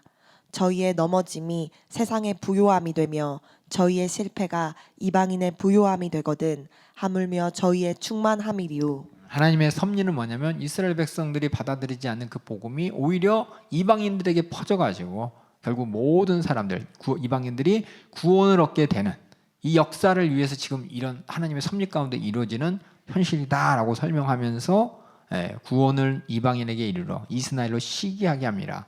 진짜 시기하는 건 아니죠. 부러워, 나도 예수 믿고 싶은데 못 믿었네, 이렇게 시기 아님이 아니라 결국 뭐냐면 그들도 나중에 믿게 될 것이라는 거예요. 그들도 바라게 될 것이고 원하게 될 것이고 갖게 될 것이라는 겁니다. 예수 그리스도를 통해서 온전히 하나님이 원하시는 믿음을. 그래서 지금 나왔죠. 너희의 넘어짐이 세상에 부유함이 되면 이게 하나님의 섭리라는 거예요. 지금 현재 믿지 않지만 이방인들이 예수 그리스도를 믿음으로 하나님의 백성이 되는 이것이 하나님의 섭리 가운데 세상이 이렇게 하나님 앞에 부유하게 될 것이고, 또 저희가 이스라엘 백성들의 실패가 이방인의 부여가 되지만 하물며 하나님이 그들을 버려두지 않고 그들에게 구원하실 것이라는 바울이 갖고 있는 생각이에요. 왜? 구약에 그랬거든요. 구약의 이스라엘 백성들이 떨어지고 하나님 앞에 다 버려진 것 같고 없는 것 같지만 하나님께서는 7천을 남겨놓은 것처럼 또 계속해서 그 역사를, 구원의 역사를 이뤄가시고 예수님이 오시는 길을 계속해서 이어간 것처럼 이스라엘 백성들이 지금은 믿지 않지만 그렇게 참담해 보이고 그리스도의 복음 앞에 심판받을 대상이지만 그들이 분명히 하나님은 버리지 않았다는 겁니다. 하나님이 그들을 다시금 소생시켜 주실 것이라는 것을 지금 말하고 있는, 앞으로 그렇게 될 것이다 라고 지금 바울이 얘기하고 있습니다. 그 다음에 예를 하나 들죠. 이걸 들으면서 야, 구원이 이제 넘어왔다 이런 사람도 있었어요. 이스라엘 백성들이 이제 하나님이 거기까지만 사용하셨고 이제 이스라엘 백성들을 버리고 그 복음을 통해서 전 세계 수많은 사람들을 하나님께서 이제 품으시나 보다 라면서 버린다, 이런 생각을 갖고 있었어. 사람들이 현실만 보면. 그러니까는 이방인들을 향해, 지금 얘기했죠. 유대인 그리스도인, 이방인 그리스도인 있잖아요. 지금까지 얘기 보면은 유대인들은 하나님 앞에 쓰임 받고 버리는 것 같아. 이용당하는 것 같아. 그러니까 이방인들이 야, 역시 하나님이 우리를 향한 뜻이 쟤네들은 이제 버렸나 보다라고 생각할까봐 뒤에 예를 들면서 시선이 이제 이방인을 향해 딱 하는 거예요. 이방인 그리스도인을 향해서 말씀하십니다. 13절부터 읽어주세요. 내가 이방인인 너희에게 말하노라. 내가 이방인의 사도인 만큼 내 직분을 영광스럽게 여기노니 이는 곧 내 고륙을 아무쪼록 시기케 하여 저희 중에서 얼마를 구원하려 함이라. 저희를 버리는 것이 세상의 화목이 되거든 그 받아들이는 것이 죽은 자 가운데서 사는 것이 아니면 무엇이리요. 제사하는 처음 익은 곡식가루가 거룩한즉 떡덩이도 그러하고 뿌리가 거룩한즉 가지도 그러하니라. 또한 가지 얼마가 꺾여졌는데 돌 감람나무인 내가 그들 중에 접붙임이 되어 참 감람나무 뿌리의 진액을 함께 받는 자 되었은즉 그 가지들을 향하여 자긍하지 말라. 자긍할지라도 내가 뿌리를 보전하는 것이 아니요 뿌리가 너를 보전하는 것이니라.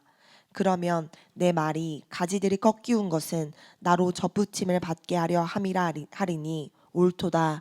저희는 믿지 아니함으로 꺾이우고 너는 믿음으로 섰느니라. 높은 마음을 품지 말고 도리어 두려워하라. 하나님이 원 가지들도 아끼지 아니하셨은즉 너도 아끼지 아니하시리라. 그러므로 하나님의 인자와 어미를 보라.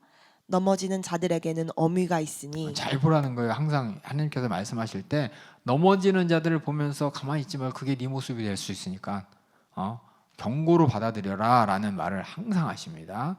그래서 첫날에도 얘기했지만은 하나님께서 내어버려 두셨어요. 그렇죠? 불의에 내어버려, 그걸 보면서 그런가 보다라고 하지 말고 경고로 받으라는 거예요. 경고로. 회개할 것을 찾고 너도 그렇게 되지 않도록 주의하라는 것이 하나님의 말씀입니다. 읽어주세요.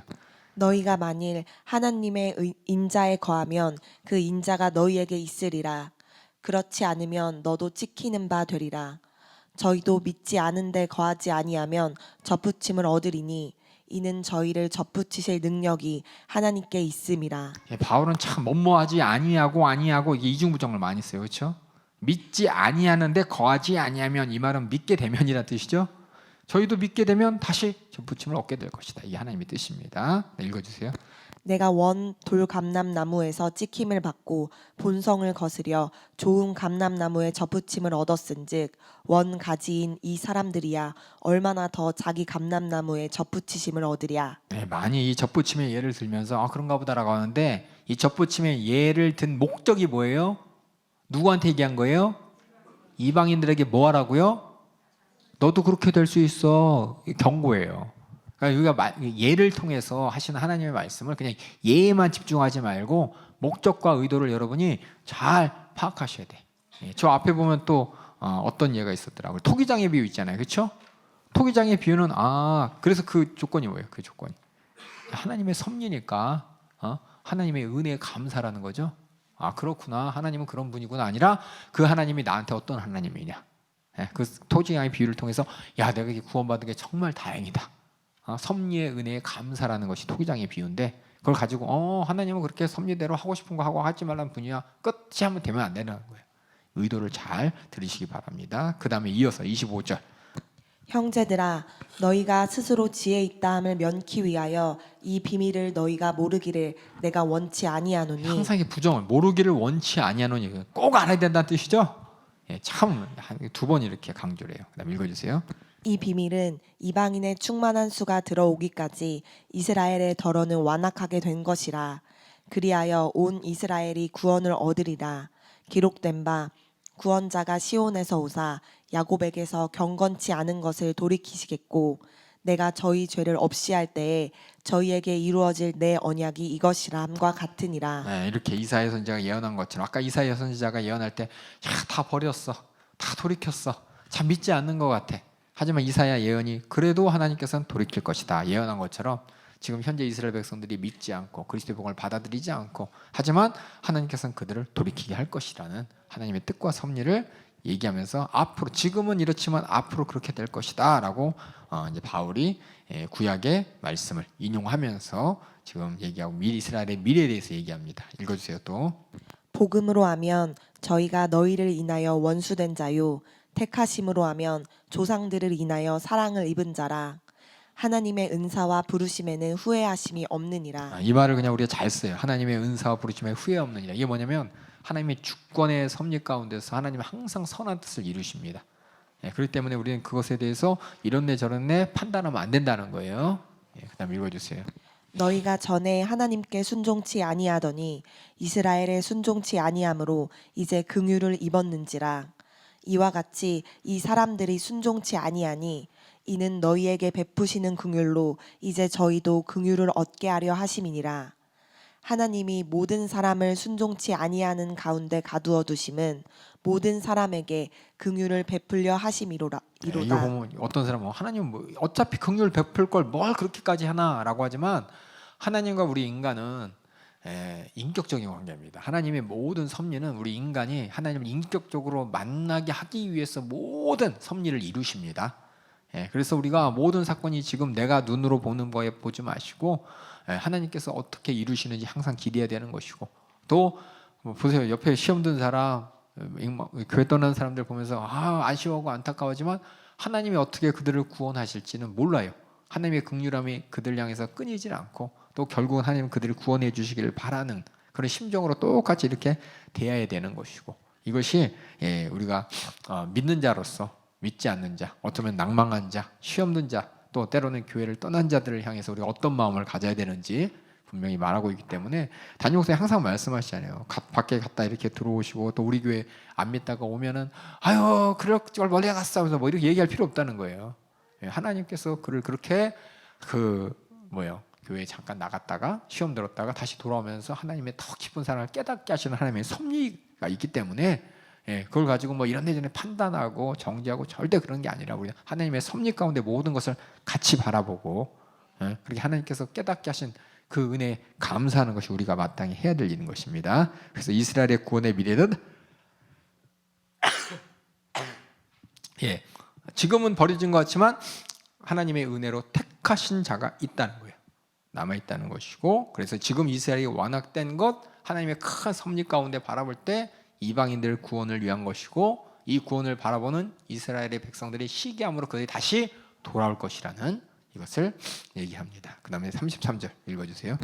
깊도다 하나님의 지혜와 지식의 부요함이여 그의 판단은 측량치 못할 것이며 그의 길은 찾지 못할 것이로다. 누가 주의 마음을 알았느뇨 누가 그의 모사가 되었느뇨 누가 주께 먼저 드려서 갚으심을 받겠느뇨? 이는 만물이 주에게서 나오고 주로 말미암고 주에게로 돌아감이라. 영광이 그에게 세세에 있으리로다. 아멘. 제가 말씀드렸지만 하박국에서 하박국이 무화과 나무의 피말 그 한 이유가 정확하게 같아요.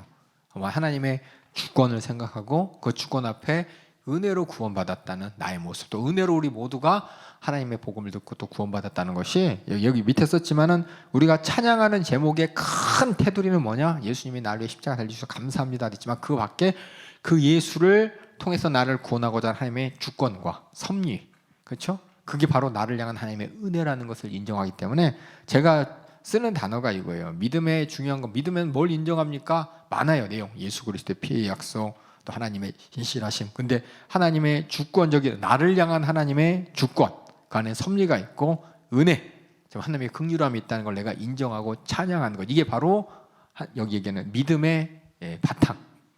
믿음이 어떻게 보면 예수님도 있고 십자가도 있지만 이 바탕색이 있죠. 바탕색.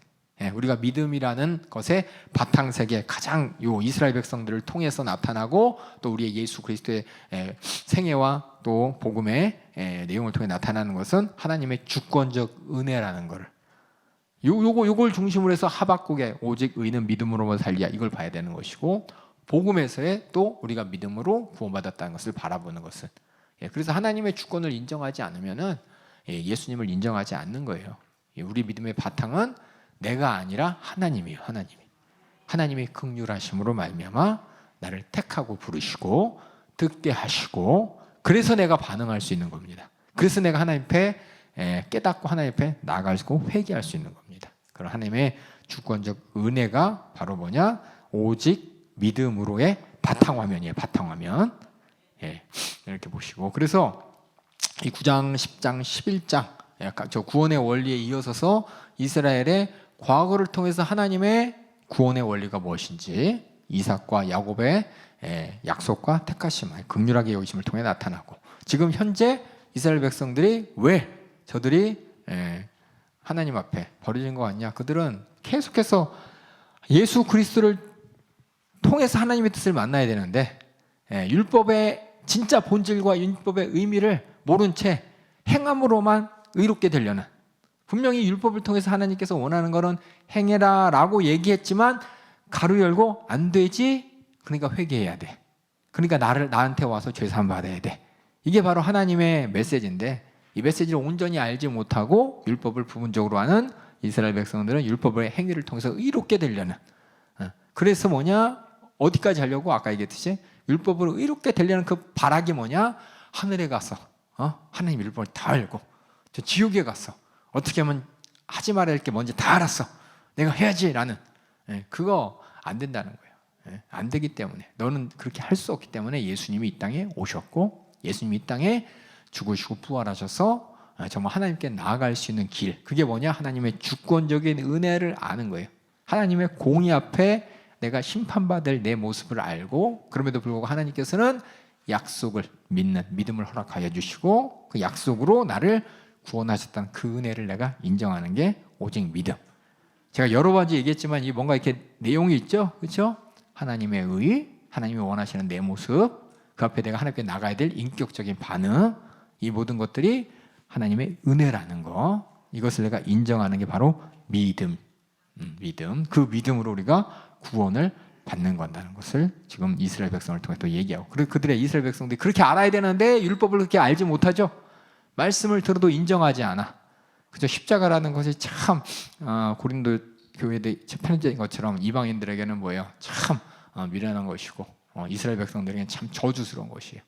전혀 받아들일 수 없지만 그 받아들일 수 없는 그 현실 가운데 하나님이 주시는 목소리를, 복음을 들어야 되는데 복음을 인정하지 않는 이스라엘 백성들이, 하지만 그들이 지금 그렇게 됨으로 인해 복음이 이방인들에게 퍼지는 것이고, 결국 나중에 이스라엘 백성들도 시기라는 것이 그들이 직접 시기는 아니고 그들도 갖게 될 것이라는 거예요. 갖게 될 것이고 그들도 구원받을 것이라는 하나님의 뜻과 섭리가 있다고 이 미래를 통해 얘기했고, 이 모든 것을 바라볼 때 우리는 뭐에 대한 찬양이냐? 하나님의 주권 앞에 그 섭리 안에 내가 구원받았던 게 얼마나 큰 은혜인지를 알고 감사하고 찬양해야 된다는 것이, 이게 이스라엘 역사를 통한 하나님의 구원의, 그렇죠?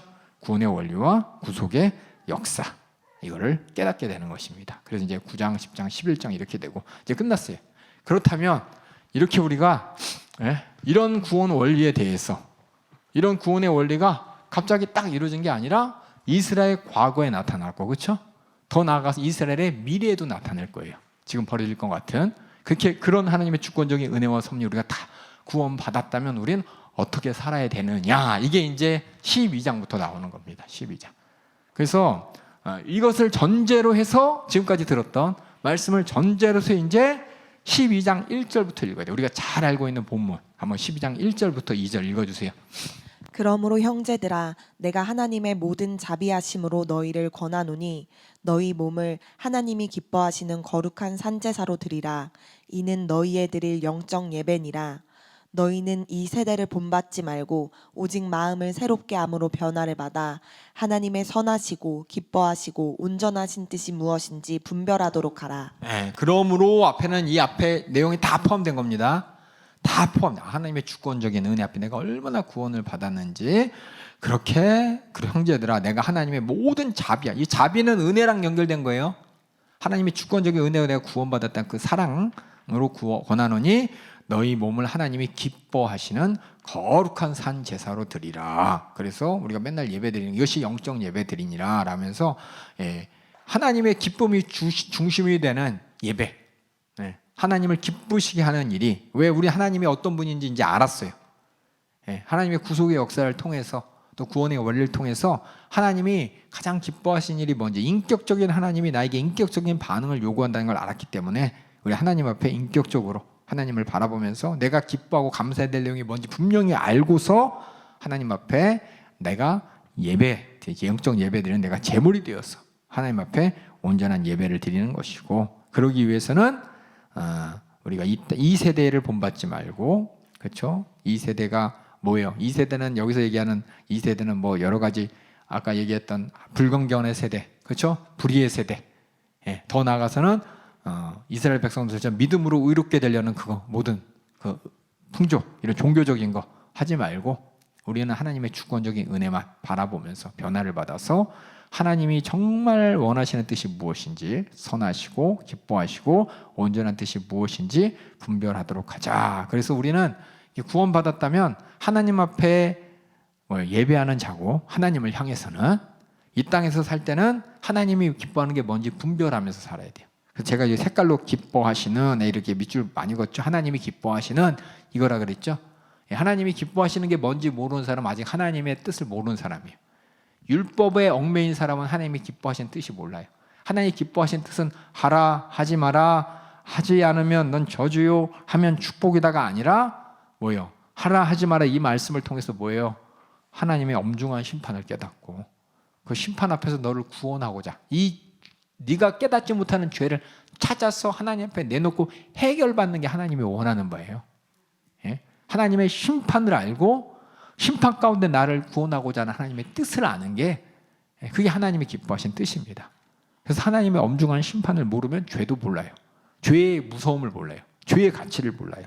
그래서 하나님의 엄중한 심판 가운데 내가 죄에서 벗어나야 될, 그냥 막연하게 하나님은 거룩하시고 우리 거룩하기를 원하셔, 끝이 아니라 얼마만큼 원하는지 이스라엘의 역사를 통해서 또 예수 그리스도의 복음을 통해서 보여주었으니, 그렇죠? 거기에 걸맞는, 거기에 합당한 하나님 앞에 반응하기 위해서 하나님을 인격적으로 기쁘시게 하는 예배로 또 이 땅에서 삶으로 나가자라는 겁니다. 이게 어려워요. 어렵지만 신령과 진정의 예배가 사실 내 열심이 아닙니다. 하나님하고 맞아야 돼요. 말씀을 통해서 하나님이 얘기하신, 하나님이 갑자기 딱 있는 게, 하나님은 자기의 인격을 다 드러내셨어요. 하나님의 성품을 다 드러내셨어요. 얼마나 우리 인간들을 구원하고자 하는지 진심을 다 드러내셨어요. 독생자 아들까지 내놓으셨어요. 거기에 걸맞는 반응이 뭐냐? 하나님이 요구하시는 인격적인 반응입니다. 그래서 예수님 모르면, 또 구약의 말씀을 통해 이런 구속의 역사를 모르면 하나님 앞에 똑같이 예배드리죠. 그렇죠? 똑같이 예배드려요. 주일날 똑같이 집회 참석하고 똑같이 충성하고 똑같이 기도의 자리에 있어요. 근데 알고서, 이런 하나님을 알고 예배하고 기도하고 충성하고 전도하고 하나님 뜻 이루느냐, 아니면 모르느냐, 모르고 그냥 해야 될 거 아는 또 차이가 많이 크겠죠. 사람마다. 신앙생활 연주에 따라 틀리기도 하고 또 각각의 경험에 따라 틀리기도 하고, 근데 이것을 하나님이 원하는 분량만큼 우리가 계속해서 자라나는 것이고 만들어가는 것이고 깨달아가는 것이고. 그래서 우리가 성경 말씀을 모르면 우리는 그냥 옆 사람 보고 따라가요. 옆 사람 보고 따라가고 담임 목사님 보고 따라하고, 담임 목사님의 말씀을 통해서 우리가 깨닫게 될 하나님의 뜻이 아니라 사람 보고 따라가. 사람 보고 따라가는 게 아니라 하나님을 보고 따라갈 수 있도록. 그래서 성경을 이렇게 알아야 돼요. 예. 그래서 저 밑에 썼죠. 우리 요한복음 4장 34절. 그래서 예수님이 이 말씀하셨죠. 요한복음 4장 34절 읽어주세요.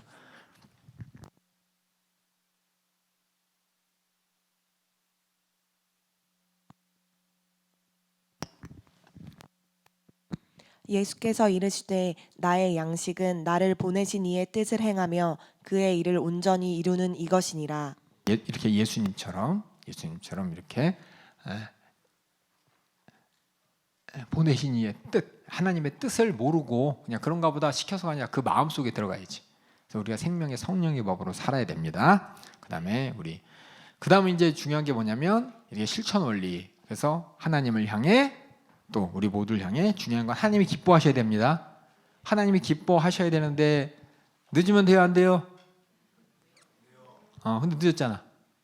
그렇죠? 늦었잖아요. 그렇죠? 예배 시간에 늦잖아. 하나님 의식 안 하잖아. 내 중심이잖아. 그렇죠? 하나님의 밤에 스마트폰 보면서 늦게 자는 거 기뻐하세요, 안 기뻐하세요? 너네 그렇게 하잖아. 그렇지? 하나님이 중심이 아니고 뭐야? 내가 중심이잖아. 하나님이 정말 주권적인 은혜 가운데 구원받은 사람은 그 은혜를 알고, 아까 있잖아, 믿음 앞에는 하나님의 엄중한 심판이 있다니까. 그 심판 가운데 나를 구원하신 은혜를 아는 사람이 어떻게 하나님을 기쁘시게 하는 일을 가지고 스마트폰 보면서 하나님 상관없이 살 수 있어요. 예배 시간에 늦고 또 하나님 부른 자리에 늦고 기도할 사정을 모르고 그냥 억지로 하고 부모님과의 관계도 그렇고 교회 선생님과의 관계도 그렇고 학교에서도 하나님 기뻐하시는 뭔가 가만히 생각해봐. 하나님 편에 서 있는 사람인가 아닌가. 학교에서 예수 기독교를 모르고 복음도 모르고 막 이런 사람들한테 내가 아는 거 얘기해 줄 수 있는데 얘기하면 쟤들이 뭐라 그러면 어떡하지? 뻘쭘해가지고 아무 말도 못하고. 하나님이 가장 기뻐하시는 모습인가? 우리는 일상생활에서 항상 하나님을 의식해야 되는 것이고 하나님이 기뻐하시는 바를 항상 찾아야 되는 것이고, 그러면 예배 시간에 늦으면 안 되는 것이고, 하나님이 기뻐하시는 고동부 때 하나님이 기뻐하시는 모습이 어떤 모습인지 잘 생각을 해봐요. 하나님이 여러분을 창조하시고 또 예수 그리스도를 통해서 구원받게 하신 다음에 너희들에게 원하는 하나님의 가장 기뻐하신 뜻이 뭘까? 하나님을 인격적으로 아는 사람은 알아. 하나님을 인격적으로 아는 사람은 알아. 말을 들어도 그 말이 뭔지를 알아. 제가 여러 번 얘기했잖아요. 하나님 기뻐하셔. 엄마가 짜장면 사주셨어. 그렇죠? 엄마는 짜장면이 싫다고 하셨어. 어머니를 기쁘게 하기 위해서 내가 뭘 해야 돼요? 어머니를 기쁘게 하기 위해서 어떻게 할 거야? 엄마 같이 먹어 이렇게 할 거야? 생각해봐. 다 틀려. 어머니 안 먹고. 어떤 사람은 어머니가 이 말을 했지만 엄마도 짜장면을 보면서 막 침을 고고 이렇게 하면 같이 먹어야지. 근데 어머니가 그냥 나 먹는 거 기쁘면 맛있게 먹고 내가 돈 많이 벌어서 나중에 어머니 짜장면 탕수육 군짜 다 사줘야지 하면서 열심히 공부해야지. 엄마한테 나중에 어머니 짜장면 안 싫어하는 거 알아요. 그래서 탕수육도 사주고, 그렇죠? 쟁반짜장도 사주고 막 간짜장도 사주고 막 그래야지. 그 확 먹으면서 각오를 다져야지. 이게 뭐냐면 우리 하나님을 알 때 여러분들이 하나님을 안다면 하나님이 기뻐하시는 게 뭐냐? 내 삶 가운데 또 신앙생활 가운데 학교에서도 또 여러 사람과 관계 가운데서도 가정에서도 하나님 뜻대로 사는 게 정말 구원받은 자의 신앙생활인데, 양심인데, 뭐 그 교회는 교회고 알아. 하나님 나 사랑하시는데 알아. 예수님이 나를 위해 십자가에서 내 죄를 사하셨대. 알아. 근데 그 깊이가 얼마만큼이냐? 은혜 받은 자는 아까 은혜의 종이라 그랬죠. 종은 뭐냐? 내 뜻대로 사는 게 아니라 하나님 뜻대로 사는 거예요. 하나님 뜻이 뭔지 알고 파악할 수 있는 종이 어떤 종이냐? 진짜 하나님이 기뻐하시는 종이지.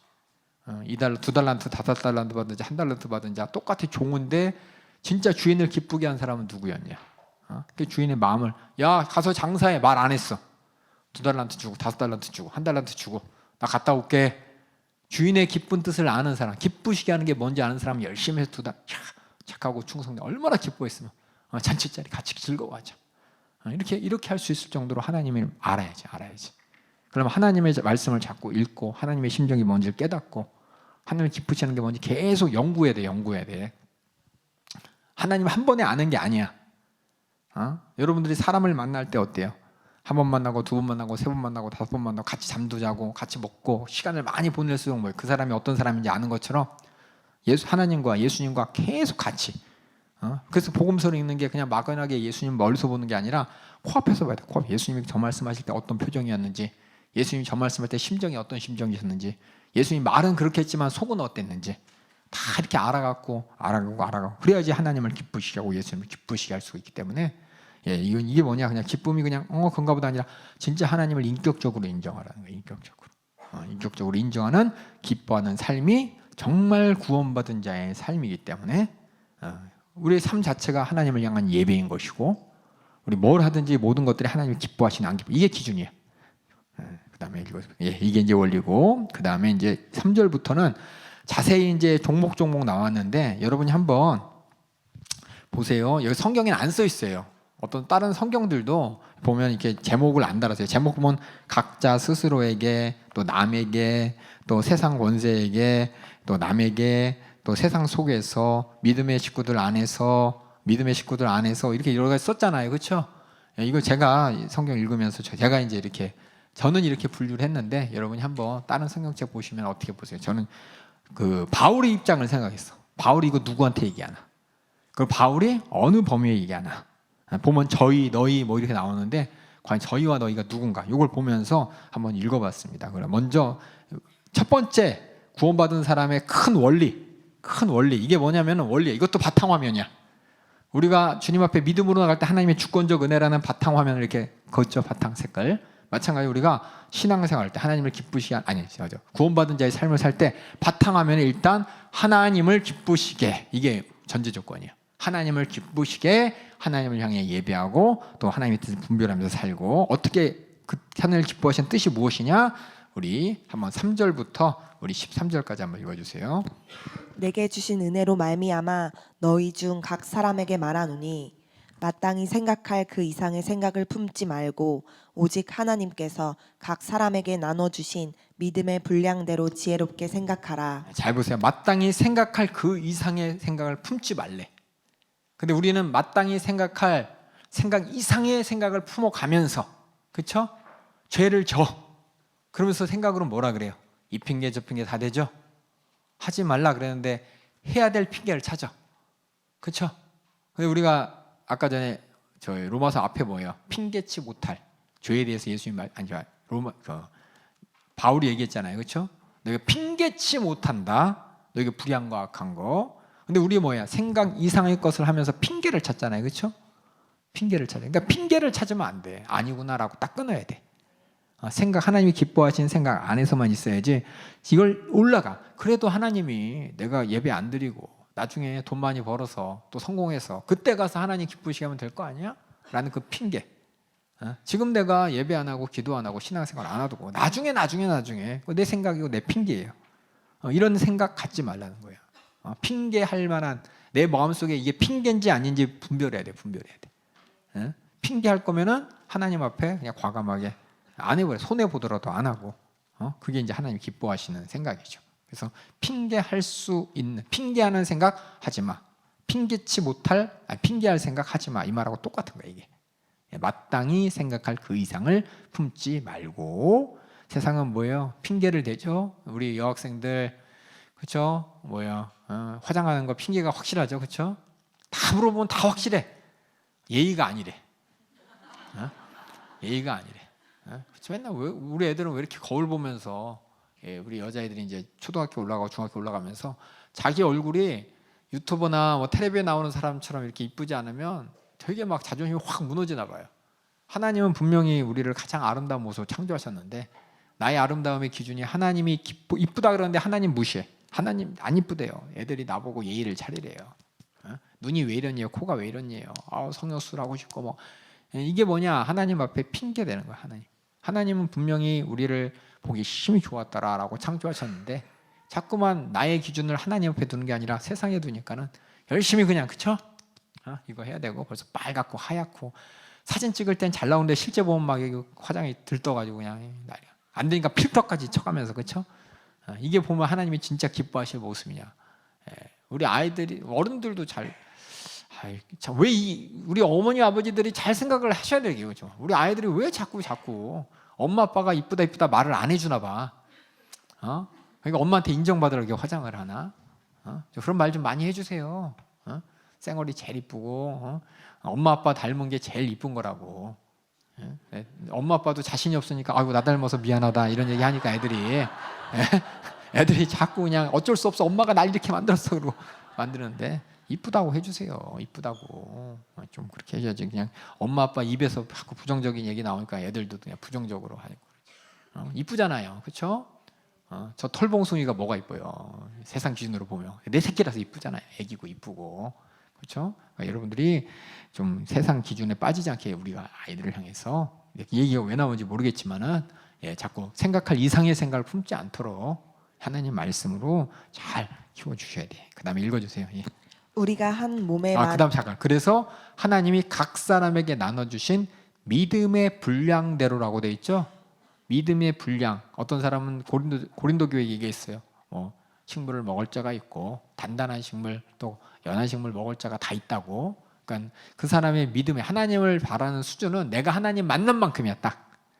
근데 하나님 만나는 수준이 조금 안 되는 사람한테 엄청 어떤 것을 막 강요하고 그러면 그 사람은 그 하나님을 오해하게 돼요. 내가 하나님을 만나는 그 과정만큼 그 사람이 믿음으로 고백하는 거지. 그래서 하나님 앞에 두드레동 가진 과부가 그렇게 내놓을 수 있는 것, 그렇죠? 그 믿음이에요, 믿음. 그렇게 시켜서가 아니라. 그러니까 여러분들이 그렇게 믿음의 분량대로, 이게 참 어려워. 제일 주관적이에요. 믿음의 분량대로 지혜롭게 생각하라. 네가 알아서 생각하라. 이 말 같지만 실상은 네가 하나님과의 관계 가운데 하나님을 기쁘시게 하는 너의 인격적으로, 그렇죠? 네가 스스로 판단해서 남이 억지로 시켜서가 아니라 정말 하나님 앞에 행동하라라는 뜻입니다. 분명히 이건 아니야. 이건 하나님 기쁘신 뜻 아니에요. 알았어요? 그다음에 읽어주세요. 우리가 한 몸에 많은 지체를 가졌으나 모든 지체가 같은 직분을 가진 것이 아니니 이와 같이 우리 많은 사람이 그리스도 안에서 한 몸이 되어 서로 지체가 되었느니라. 우리에게 주신 은혜대로 받은 은사가 각각 다르니 혹 예언이면 믿음의 분수대로, 혹 섬기는 일이면 섬기는 일로, 혹 가르치는 자면 가르치는 일로, 혹 권위하는 자면 권위하는 일로, 구제하는 자는 성실함으로, 다스리는 자는 부지런함으로, 긍휼을 베푸는 자는 즐거움으로 할 것이니라. 사랑엔 거짓이 없나니 악을 미워하고 선에 속하라. 형제를 사랑하여 서로 우애하고 존경하기를 서로 먼저 하며 부지런하여 게으르지 말고 열심을 품고 주를 섬기라. 소망 중에 즐거워하며 환난 중에 참으며 기도에 항상 힘쓰며 성도들의 쓸 것을 공급하며 손대접하기를 힘쓰라. 여기 보면 진하게 제가 세 글자 보여요. 뭐 보여요? 믿음, 소망, 사랑 나오죠? 맨날 우리가 얘기해요. 믿음, 소망, 사랑 그 중에 제일 이런 사랑이라 맨날 들으면 사랑을 강조하는데 그 믿음이 뭐고 소망이 뭐고 사랑이 그냥 국어사전에 있는 믿음, 소망, 사랑이 아니라 하나님의 성품을 나타내는 사랑인 것이고 하나님이 약속을 주신 소망인 것이고 또 하나님이 우리에게 하나님의 주권적인 은혜로 깨닫게 하신 믿음인 것이지 사전적인 의미로 가시면 안 됩니다. 믿음, 소망, 사랑 그 중에 제일은 사랑이라 동성애도 사랑이니까 이것은 최고다 이런 얘기하면 안 되는 거예요. 하나님의 사랑인 것이고 소망도 그래 꿈 가져 꿈 이루어져 소망 가져 그럼 막연한 것이 아니라 천국의 소망과 주님 오시는 날 그렇죠 영원히 살 소망 이 소망 가운데 우리가 성경 말씀 그대로 믿음 소망 사랑을 가지고 우리가 각자 신앙생활 승리해야 됩니다. 제가 여기서 보면은 3절에 보면은 여기 투하고 너희라고 썼죠. 너희 각 사람에게 말하노니 각자의 믿음이 확정돼야 되고 각자의 사랑이 확실하게 경험돼야 되는 것이고 각자 내가 가진 소망이 확실한 남의 소망 아니에요. 남의 믿음 아니에요. 남이 갖고 있는 남이 얘기하는 사랑 아니에요. 주님과의 관계 가운데 내가 갖고 있는 믿음, 내가 갖고 있는 경험한 사랑, 내가 받은 소망 요거 가지고 신앙생활하는 것이지. 그 말은 그렇다고 이제 옆에 사람 목사님 말 안 듣고 그냥 그게 아니라 성경 안에서 내가 깨달은 대로 하나님 말씀을 깨달은 대로고. 근데 14절 보니까 또 뭐라고 써 있어요? 너희를 핍박하는 자라고 돼 있죠. 그러니까 앞에 있는 것은 우리 각각 그 다음은 나를 핍박하는 자들. 관해서 이게 뭐냐, 나를 핍박하는 밖에 있는 남에게, 악에게 어떻게 되는지 14절부터 읽어주세요. 너희를 핍박하는 자를 축복하라. 축복하고 저주하지 말라. 즐거워하는 자들로 함께 즐거워하고 우는 자들로 함께 울라.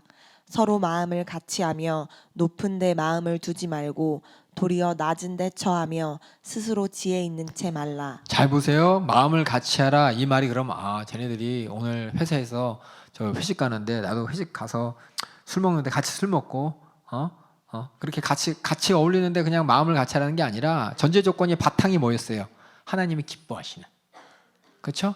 바탕색이 하나님을 기뻐하시는 그 바탕 아래서 핍박하는 자를 축복하고 저주하고 마음을 같이 하라는 겁니다. 이것도 근거로 해서 나는 몰랐는데 성경에 마음 같이 하라 그랬으니까 이거 핍박하는 자들과 똑같이 나쁜 짓 하면 안 되는 거예요. 무슨 말씀 알겠죠? 바탕은 하나님이 기뻐하시는 뜻을 따라. 이게 바탕색이에요. 바탕색. 그다음에 또 읽어주세요. 아무에게도 악으로 악을 갚지 말고 모든 사람 앞에서 선한 일을 도모하라. 할 수 있거든 너희로서는 모든 사람으로 더불어 평화하라. 내 사랑하는 자들아, 너희가 친히 원수를 갚지 말고 진노하심에 맡기라. 기록되었으되 원수 갚는 것이 내게 있으니 내가 갚으리라고 주께서 말씀하시니라. 내 원수가 줄이거든 먹이고 목마르거든 마시우라. 그리함으로 내가 숯불을 그 머리에 쌓아 놓으리라. 악에게 지지 말고 선으로 악을 이기라. 나를 핍박하는 자들에 대해서는 손으로 악을 이기라 그랬습니다. 여기 보면은 주님의 깊으신 뜻 안에서 화평하고 선한 일을 도모해야 됩니다.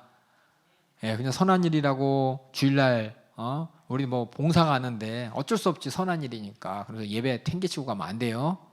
그리고 화평하라 그랬더니 타협하면서 나쁜 일에 공모하면 안 되고요. 아버지 하나님의 깊으신 뜻 안에서 기준이, 가장 큰 첫 번째 기준이 하나님이 기뻐하시는 뜻을 알고 이제 하는 것이고, 여기 보면 이제 내 원수가 줄이거든 먹이고 또 목마르거든 마시우라. 그 뒤에 보니까 그리함으로 네가 숯불을 그 머리에 쌓아 놓으리라라고 했어요. 이게 무슨 뜻인가? 저 밑에 이제 잠언서 한번 읽어볼게요. 잠언서 똑같이 읽어주세요. 내 원수가 배고파 하거든 식물을 먹이고 목말라 하거든 물을 마시우라. 그리하는 것은 핀수트로 그의 머리에 놓는 것과 일반이요 여호와께서는 내게 상을 주시리라. 이 핀숯을 머리에 놓는다는 게 뭐냐면은 옛날에 그랬대요. 옛날에 불씨 있잖아요. 불씨. 성냥 없었을 때 불씨 갖고 다닐 때, 불씨가 아니라 불씨를 이제 이렇게 숯덩이 사이에 넣거나, 그러면 이제 무거우니까 머리 이고 다녔대요. 그러면서 이제 뜨끈뜨끈한 열기도 느끼고 그랬다는데, 이처럼 악한 사람에게 너의 선의 행동을 통해서 그들이 머리가 뜨끈뜨끈하게 만들라는 게 이게 뭐예요? 그들이 부끄럽게, 그들이 이런 거 있잖아요, 그렇죠? 나는 이렇게 함부로 하는데 저 사람 나한테 부끄럽게, 그들이 어떻게 하지 못하게, 이게 손으로 악을 갚으라는 그 말과 이어져서 그렇게 해석하시면 좋을 것 같아요. 그래서 우리가 손으로 악을 이기라. 어떻게 이기느냐? 그들이 부끄럽게 만드는 거야. 부끄럽게. 그렇게 해서 악에게 손으로 악을 이기라라는 것이 이제 두 번째로 주신 말씀이고, 그래서 여기 보면 이제 첫 번째로 하나님이 기뻐하신 뜻, 첫 번째는 내 자신에게는 믿음, 소망, 사랑, 남에게는 손으로 악을 이기는, 여기 남이라는 것은 핍박하는 자들에게는 손으로 악을 이기는 것이고, 그 다음에 13절부터 또 읽어주세요. 각 사람은 위에 있는 권세들에게 굴복하라. 굴복하라니까는 일제시대 때 신사참배하는 거, 신사참배라 그거 아니에요. 하나님의 뜻 안에서, 바탕색이 하나님의 기뻐하신 뜻입니다. 그 안에서 굴복하라는 말은 다른 말로 존중하라는 거예요. 존중하라는 거. 읽어주세요. 권세는 하나님께로 나지 않음이 없나니 모든 권세는 다 하나님의 정하신 바라. 이것도 남용하면서 막 일제시대 때 막 일제 또 공산 정권에 막 정권이 하나님이 세운 거니까 나는 하나님 뜻 이루기 위해서 공산 정권에서 빨갱이 운동한다, 이런 거 안 되는 거예요. 아시겠죠? 이거 자꾸 이런 거 갖고 세상은 막 오해해. 자기의 좋은 대로만 갖다 보니까. 바탕화면은 하나님이 기뻐하신 뜻 안에서, 하나님이 어떤 분인지를 모르면은 이거 몰라요. 예수님의 십자가를 통해 하나님의 은혜를 아는 자, 주권을 아는 자, 그 안에서 하나님이 나에게 요구하는 게 뭔지 아는 자, 그 뜻 안에서 영혼 구원과 죄 사함과 첫 천국을 주시고자 하는 하나님의 뜻 안에서. 그다음 읽어주세요 또. 그러므로 권세를 거스리는 자는 하나님의 명을 거스림이니 거스리는 자들은 심판을 자취하리라. 관원들은 선한 일에 대하여 두려움이 되지 않고 악한 일에 대하여 되나니 내가 권세를 두려워하지 아니하려느냐. 선을 행하라. 그리하면 그에게 칭찬을 받으리라. 그는 하나님의 사자가 되어 내게 선을 이루는 자니라. 그러나 내가 악을 행하거든 두려워하라. 그가 공연히 칼을 가지지 아니하였으니 곧 하나님의 사자가 되어 악을 행하는 자에게 진노하심을 위하여 보응하는 자니라. 경찰이 있고 또 검찰이 있고 또 재판이 있잖아요, 그렇죠? 그 모든 것들이 하나님께서 주신 그 악을, 우리가 악을 두려워하게 만드는 그렇게 하나님이 주신 권세이기 때문에 그 안에서 물론 이제 잘못된 재판도 많고 억울한 재판도 많아요. 하지만 우리가 하나님의 뜻 안에서 하나님의 선을 이루기 위해서 기본적으로 경찰이 있고 사법체가 있다는 것을 알면서 그것을 두려워하고 그것을 의식하고 살라는 겁니다. 그 다음 읽어주세요. 그러므로 굴복하지 아니할 수 없으니 노를 인하여만 할 것이 아니요 노를 인하여는 그들이 막 강압하고 막 무섭게 해서뿐만 아니라 또 하나 읽어주세요. 또한 양심을 인하여 할 것이라. 여기서의 양심은 하나님이 기뻐하신 뜻이에요. 내 안에 어떤 인본주의적이 아니라 하나님 기준으로 된 내 안에 하나님이 기뻐하는 뜻을 분별할 수 있는 양심으로 인하여 할 것이니라. 그 다음 읽어주세요. 너희가 공세를 바치는 것도 이를 인함이라. 저희가 하나님의 일꾼이 되어 바로 이 일에 항상 힘쓰느니라. 모든 자에게 줄 것을 주되 공세를 받을 자에게 공세를 바치고 국세를 받을 자에게 국세를 바치고 두려워할 자를 두려워하며 존경할 자를 존경하라. 그래서 예수님께서도 가이사에게 세금을 바쳐야 됩니까? 라고 하니까 예수님이 가이사의 것은 가이사에게, 하나님의 것은 하나님에게, 가이사를 통해서 이루실 하나님의 뜻을 위해서는 치안을 유지하고 세를 바치는 것이고, 또 하나님께 드릴 것은 하나님께 드리고, 그 뜻을 그냥 그럼 세를 바쳐야 돼 말아야 돼 누구한테 바치든 어쨌든 함정을 놀려던 시험하려던 사람들의 그 술책이었잖아요. 마가복음에서 생각나요? 고등학생들, 그러니까 그러니까 말도 안 되는 거에 예수님께서는 우문형답하셨죠, 그렇죠? 존경할 자를 존경하고 두려워할 자를 두려워하는 하나님 뜻 안에서, 바탕은 하나님 뜻 안에서, 하나님 기뻐하는 뜻 안에서. 그다음에 또 이게 이제 세상 권세에 대해서, 세상 권세에 대해서, 세상의 예수 믿는 믿음이 아니라 세상 권세에 대해서. 그다음에 또 8절 읽어주세요. 피차 사랑의 빛 외에는 아무에게든지 아무 빛도 지지 말라. 여기서 아무는 누구냐? 자, 가만히 생각해봤어요. 아무. 아까는 악에게 대해서 남이잖아요. 앞에 나온 남에게, 이건 악이잖아요. 악의 선으로 악을 이기라 할 때 너희를 핍박하는 자들에 관한 것이고, 이거는 세상에 있는 사람에 관해서. 그러니까 같이 예수 믿지 않고 학교에서, 직장에서, 또 사회생활하면서 만나는 사람들에 대해서 지금 얘기하는 겁니다. 읽어주세요. 남을 사랑하는 자는 율법을 다 이루었느니라. 간음하지 말라, 살인하지 말라, 도적질하지 말라, 탐내지 말라 한 것과 그 외에 다른 계명이 있을지라도 내 이웃을 내 자신과 같이 사랑하라 하신 그 말씀 가운데 다 들었느니라. 사랑은 이웃에게 악을 행치 아니하나니 그러므로 사랑은 율법의 완성이니라. 참 답답한 게, 이렇게 하나님께서는 우리 인간의 하나님이 기뻐하시는 뜻이라는 양심을 주시고 그 안에 하나님의 뜻이 무엇인지 분별하면서 사랑하라라고 했는데, 세상에서 이 사랑이 무너지죠, 그렇죠? 이게 뭐예요, 이게? 내 이웃을 내 자신같이 사랑하라. 이거 보면서 참 답답한 게, 층간 소음 많잖아요, 그렇죠? 층간 소음 많으면 서로 힘들어해. 위에 사람은 권리를 주장하고 밑에 사람도 권리를 주장해요. 중요한 거는 서로 조심하면 되는데, 서로 조심해서 어쩔 수 없는 경우에 서로 이해해야 되는데, 이게 이해가 없고 사랑이 없고 권리만 있죠. 그렇죠? 내 자신을 내와 같이 사랑하는 게 아니라 내 권리가 최고죠, 저 사람보다. 그러니까 층간소음, 제일 잘못된 것은 건물을 그렇게 지은 게 잘못된 것이고, 그렇죠? 그런 건물에 살게 됐을 때 그런 걸 감안하면서 해야 되는데, 뭐 층간소음 때문에 뭐 살인도 나타난다더라, 막 서로 막 복수하는 일이 생겨나고 서로 미워하는 일, 어떻게 하면 법적으로 저것을 저지시킬까, 막 별의별 이야기가 많이 나오는데, 그걸 볼 때마다 참 안타까워요. 이것뿐만 아니라 뭐 가게에서도, 그렇죠? 종업원들이 갑질하는 것도 그렇고, 세상을 살아갈 때 하나님께서는 분명히 하나님의 우리 안에, 그렇죠? 인격적으로 창조하셨고 우리가 서로 사랑하라고 하셨는데, 그 사랑이 서로 이해하고, 그렇죠? 서로 그 입장을 이해해야 되는데, 점점 세상의 법이라는 것은 입장 말고 네 권리만 주장하라고 이렇게 만들다 보니까는 사람들이 그게 당연한 줄 알아요. 그래서 남에 대해서 의식하지 않고 내 마음대로만 살라고 내 권리와 내 자유만 주장하면서 엉망이 돼버렸습니다. 예수 믿는 사람이 그래서 손해를 많이 봐요. 손해 볼지라도 하나님의 뜻대로 이렇게 해가지고 결국 그들이 얼굴이 뜨뜻하게 숫덩이를 머리에 올려놔서 그들이 부끄럽게 그렇게 우리 하나님의 뜻을 이루어가는 우리 성도들 되길 바라겠습니다. 그래서 이 세상 사람들에게 사랑이라 사랑은 모든 율법의 완성이다. 그리고 나머지 11절부터 14절은 세상 속에서의 삶이에요. 교회가 아니라 세상 속에서. 똑같이 또 읽어주세요. 또한 너희가 이 시기를 알거니와 자다가 깰 때가 벌써 되었으니 이는 이제 우리의 구원이 처음 믿을 때보다 가까웠음이니라. 밤이 깊고 낮이 가까웠으니 그러므로 우리가 어두움의 일을 벗고 빛의 갑옷을 입자. 낮에와 같이 단정히 행하고 방탕과 술 취하지 말며 음란과 호색하지 말며 쟁투와 시기하지 말고 오직 주 예수 그리스도로 옷 입고 정욕을 위하여 육신의 일을 도모하지 말라. 세상을 잘 바라보면서 우리는 재림의 준비라며 살라는 게 나왔죠, 그렇죠? 예수 그리스도로 옷 입고 예수의 생애를 제한하며 신부의 믿음으로 준비하며 정욕을 위해 육신의 일이 아니라 우리는 천국 갈 사람처럼 세상에서도 똑같이 술 먹으면 방탕하면 안 되고 오늘만 있는 것처럼 살면 안 되고 그래서 항상 영혼의 때를 바라보면서 살자라는. 그래서 여기서 제가 그래서 이 시기라고 밑줄 걷죠. 그래서 제가 이렇게 나눴어요. 세상 사람들에 대해, 세상 권세계는 어떻게 해야 되는지, 세상 사람들에게 대한 하나님의 기쁘신 뜻이 무엇인지, 또 세상에서 살면서 우리의 의식은 항상 무엇을 바라봐야 되는지, 이게 세상에 관한 거 세 가지를 그다음에 얘기했어요.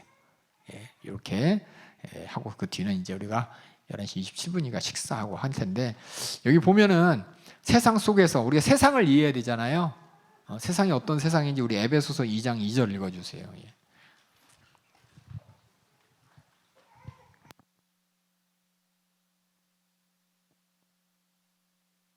에베소 2장 2절 읽어주세요.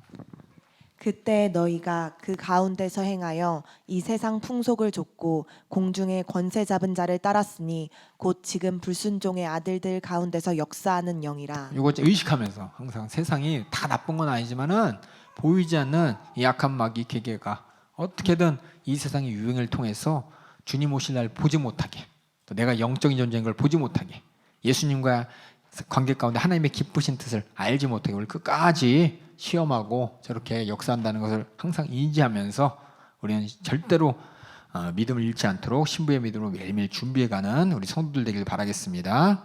여기 보면 정욕을 위하여 육신의 일을 도모하지 말라 그랬죠.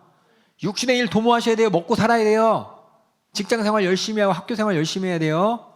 근데 이것이 뭐냐? 정욕을 위해서, 이 땅에서 잘 먹고 잘 살고 이 땅에서 영원히 살기 위해서, 내 영혼은 무시한 채 육신의 만족을 위해서, 그러니까 금전 만능주의, 그렇죠? 세상의 유행들, 또 내가 정말 육신의 정욕을 위해서 나에게 권리를, 나에게 자유를 하면서 책임과 의무를 소모하는 이런 삶 살면 안 되는 것이고, 또 도파민 팍 올라가는 거, 그렇죠?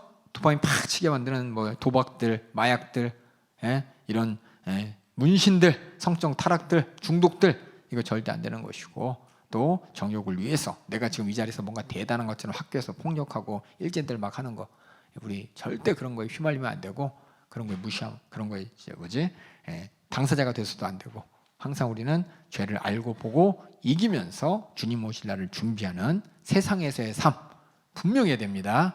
교회에서는 신앙생활 잘하고 세상엔 세상 사람들처럼 돈 명예 아파트 차차차차 이렇게 하지 마시고, 똑같이 주님의 신부로서 우리는 주님 오실 날을 기다리면서 세상에서 살아야 된다. 재림을 준비라고 제가 썼습니다. 그래서 세상 속에 지금 어디까지 했냐면은 맨 처음에 하나님을 기쁘시게 해서 먼저 내가 믿음, 소망, 사랑, 그렇죠? 확실히 잡고, 나 말고 다른 사람에게는, 특별히 나를 핍박하는 자들에게는 선으로 악을 베풀고, 그 다음에 세상으로 나가서 세상 권세자들에게는 하나님의 뜻대로 존중하면서, 그 세상 사람들에게는 하나님이 내 이웃을 내 몸같이 사랑하처럼 주님의 사랑으로, 그리고 세상의 속에서 살아갈 때 항상 이 시기가 어떤 시대인지 잘 알면서 재림을 준비하면서 이렇게 항상 이렇게 제가 이렇게 바울도 그랬을 것 같아요.